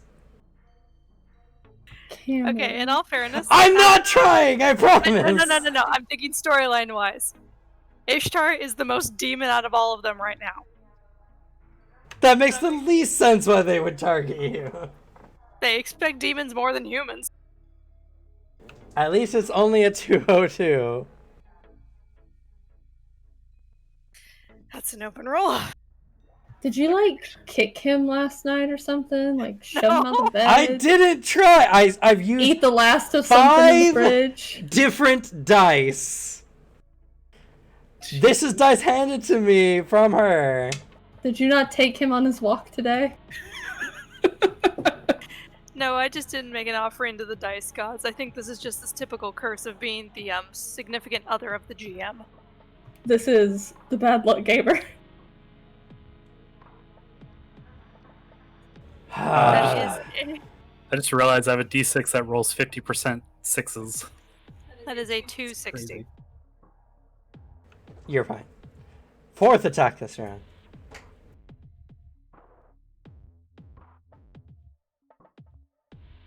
I'm keeping it. I hit the floor and it was a number not 4.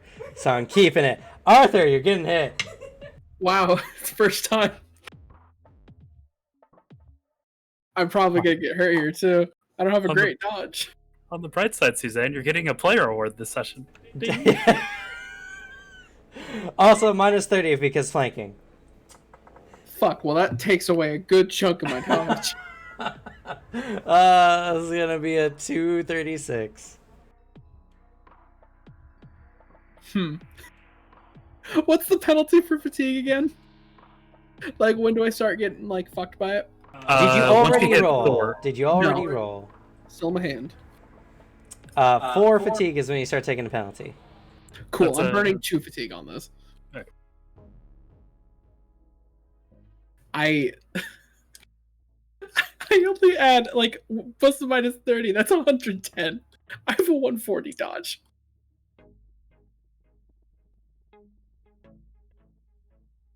Fuck. 157? That's with your plus 30 from the fatigue. Yes. I rolled a 17. Alright, that's just under 80.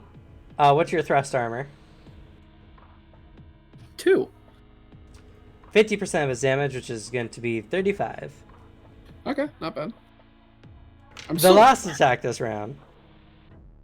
God, I need to heal off the last bit. Alexi. Listen.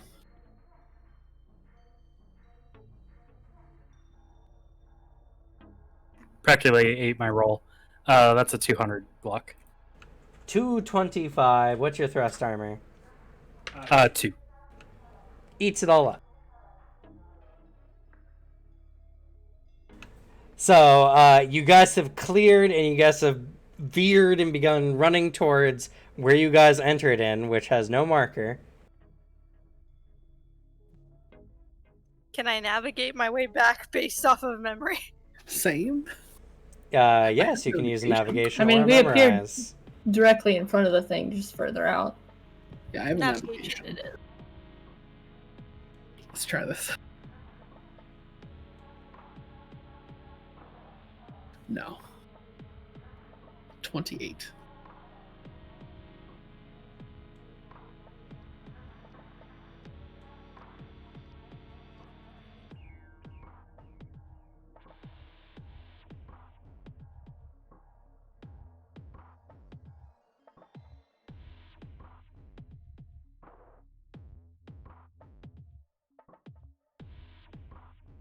Okay. 141.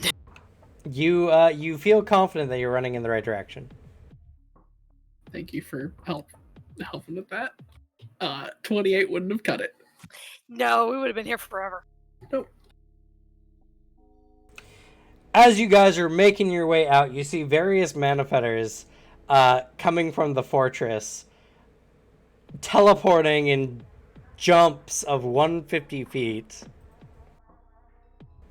Plus the ones that are hot on your ass, plus some shadows zooming across the ground.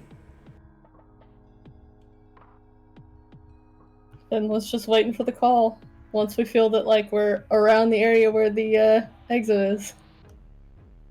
Hey, Give him sure and will that let you thing's know. shit.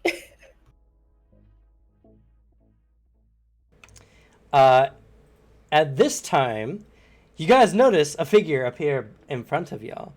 Or at least it's been waiting for you. Solid, or is this another shadow?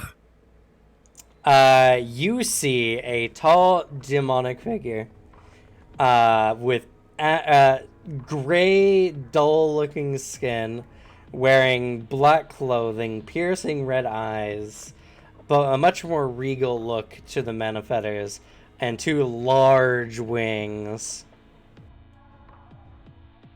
Well, I guess Alexi's getting shoved in arms of carpet as Finwith's just hit 300 Xeon. As you guys are being headed off by Horcrux. Yep. And Finwith finally seeing something fun enough to be worth the Xeon. But that is the end of this session.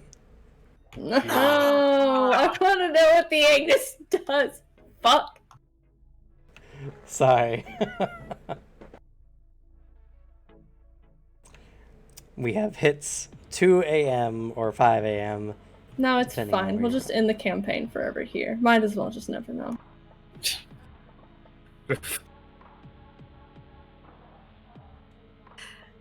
Props, Ishtar did not die up until now. Just barely though. How much I'm- HP is in that? I am currently down to 40 out of 135. Oh, Yeah. At least next we're not taking next week off because I don't need to. So we'll actually have a session next week. nice. I'm sorry. I wanted to have a little bit more combat this session, but you guys do so much damage.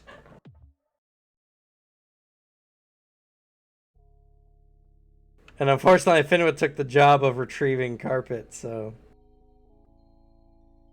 Nobody else offered to do it. Arthur's And the he's stronger than all of you. Hey, Pimwith got to watch the fun though as he's blocking with the carpet so they can't hit him. It was fun, but he'd prefer to shatter every bone in their body with his own fucking teeth. I mean, you practically did that to one of them. Arthur true. just had to go against the agreement he made with you for stepping in because it hurt Ishtar very badly. Anyway, let's go ahead and do some awards, shall we? Interpretation, mostly actions, mostly combat. I'll give you guys 15 experience points for that. 3 experience points for being here today. Good ideas. Using transform minerals is a really, really good idea. So I'll go ahead and give you guys 5 experience points because that helped you guys in a lot of ways, actually.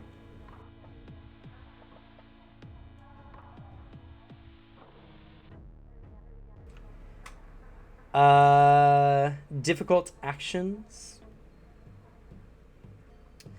Technically finding the secret door in, but you guys found it using the other method, so I'm not gonna give you double experience points for that. You can because I want to level up. I'm sure you will anyway. Segment closure, no segment closure this time around. Combat awards. You guys get 5 experience points.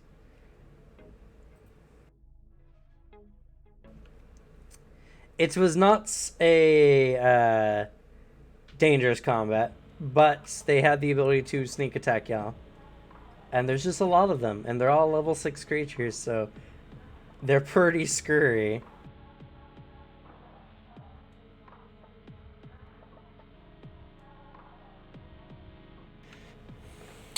Most damage dealt goes to Alexi for Omega counter. It felt so good to finally use Armbjorns to its full potential. It's so awesome. Most damage taken goes to Ishtar. Hands down. Unfortunately, because Dice hated you today, and no matter what die I rolled, it just decided to roll 4 over It was and over. fuck Suzanne Day. Apparently.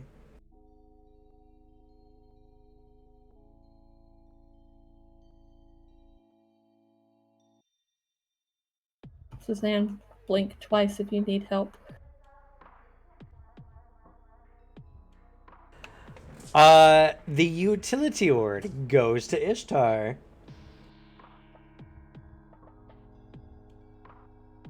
Handy spells. Lots of handy spells.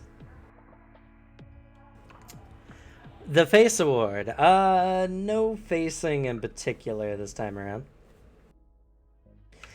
The Pity Award goes to Finwith.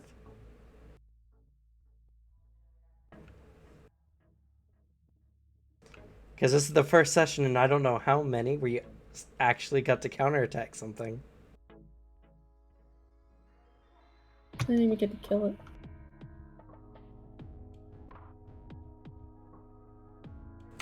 Player nominations and our kudos.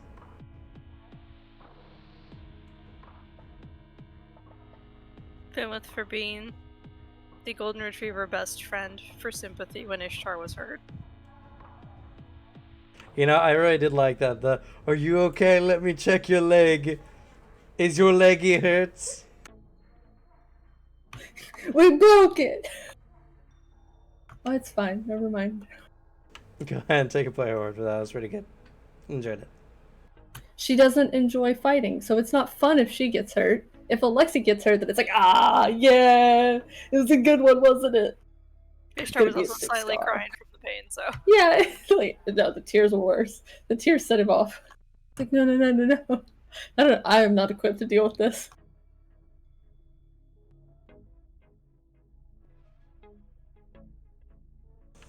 Any other nominations and our kudos? I apologize for having Finwith gently menace you. Arthur. And you stop killing stuff. It brings me so much joy to kill things, and you keep taking my joy from me that is directly linked to murder. Do you see the problem? He's a glass cannon. He'll get his due. True. It's I fine. also- Just leave him for Lauren Teeve again. I also love the scene where it's just like Finwith trying to use the carpet to like stop the creatures from like stabbing at him too much. I Thank that you was for pretty your mention, because it led to it. You both can get a player award for that. It was pretty funny. Oh yeah. The only thing demons fear. More powerful demons being angry at them. Or, a collapsing demiplane on yourself because you know what's going to happen if something happens to that rogue.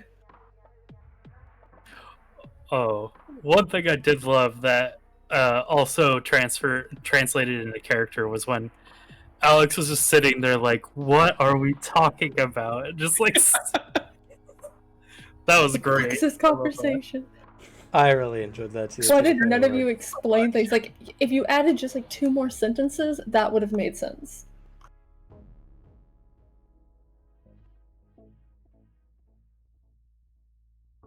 I'd like to nominate Ripley. She finally, after trying for so long, got this bottle cap that I guess was underneath my desk. And she's feverishly playing with it. She also gets an award for great timing on murder. True. Yes. She knows when it's violence time. She really likes plastic bottle caps. Like, she will carry it around with her. Like, take it like, around the house. She loves those things. Especially because she can just go wild batting it around in my bathroom. The amount of times I've been brought a bottle cap. I'm like, what do I do with this? I'll just scale it across the floor like a hockey puck. That's usually what I do. She's playing with it right now. She got it stuck in her ball tray. Any other nominations and our kudos? Another one that I'd like to give to Arthur because it kind of plays on his like vengeance part of it. When Ishtar actually got stabbed by the first Manifator. I know it's kind of hard to get lost because there was like 10 of them, but there was just a moment where he just turns and he just unloads into this thing and murders it violently. I agree. It was mentioned, so go ahead and take a player award. I like that thematically. Whenever Arthur gets real upset about something, he rolls well. I hate how my dice want to kill Suzanne. Oh It's boy, a do they weird want to kill trend. Suzanne. Actually, here's the thing. I have a similar issue in my game. my buddy, my dice want to fucking murder him. The amount of times I've nat 20'd against him and then max rolled damage. Too often. Like one time, like I nat 20'd against him 3 times. I rolled max 3 times in a row. He's just trying to play a barbarian, and all my enemies just keep going for the fucking throat. You know, it's not just Ishtar. You've done this to Gamble Japes. You've done this to Anastasia. I don't try to. At least Anastasia can take it. And Unless it's a Kongsbjorn, and then that Kongsbjorn, that hit was nasty. But he got hit a lot of times. That's the point. He can take a lot of hits. But it's just like multiple dice. Roll a 4, roll a 4. Roll 5 several times too, which is like, yes, hit Richard. And then Richard always rolls like shit. also props to everybody. Like, there was a lot of really exciting moments in this fight, and there's like some like lulls in like fights, but I didn't feel like there was a lull ever during our entire combat. There was like moments where people were panicking for Suzanne. There was the really cool moments that people pulled off. There was Fenwith fucking just like devastating this guy that was trying not to stab the carpet. There was, like I said for Arthur, where he got the really cool glory kill where he just murdered something. Ishtar was like deflecting a lot of blows, which was really awesome. Unfortunately, he got stabbed a lot as well, but still, it made it exciting. And I don't know, it was a very exciting combat. I enjoyed it. It was a good action session. Like, I agree. Yeah, the good thing about you guys being so strong, I can just keep throwing enemies at you guys. And whether you take them down in one round or not, like, these things can hurt you. So it's not like, they're just killing trash. No, they're just killing really powerful enemies because they're also powerful. Also, the chase scene. I really enjoyed the chase scene this time around. You guys dodging through, Manifestors poofing in to slash at you, mostly Ishtar. Running Richard through a just getting fucked by shadow. everything too. I guess he only got hit twice, but still. Yeah, but he took some big hits. To be fair, the biggest hit you've landed on your glass cannons was that first initial 90. Yeah. But it's okay, because if you guys had to turn around because one of y'all fell, that would have made a very interesting scene too. But hey, now you guys are being chased by a horde of Manifestors, and Harcox is blocking your path. I would like to hurt it. He would like to do the same. We got a carpet to burn. Gotta burn the carpet. Because he's technically a god until it's destroyed. Well, you see, it is currently being handed to Alexi, who is welcome to do whatever he would like to the carpet, as Fenwith is about to turn into a part Ignis and then try and launch himself bodily at the sky. Yeah, you get to see your Ignis stats next time. I'm excited. Anyway, beyond that, thank you everyone for watching. We're going to go ahead and end it for this stream here today. If you want to see more fun action like this, we'll hopefully be having our Grim Survival on Wednesday, which is the more social part of the Rosencratz arc. And if you have yet to do so, catch up on the Bad Luck Gamer /YouTube and see most of our sessions of Cradle to Crypt and halfway through Grim Survival. We were missing some sessions of Cradle to Crypt. Twitch was being kind of funky at the time. Ended up losing some sessions, but we have since rectified that. And yeah. Anyway, go ahead and say goodnight, everyone. Nighty day.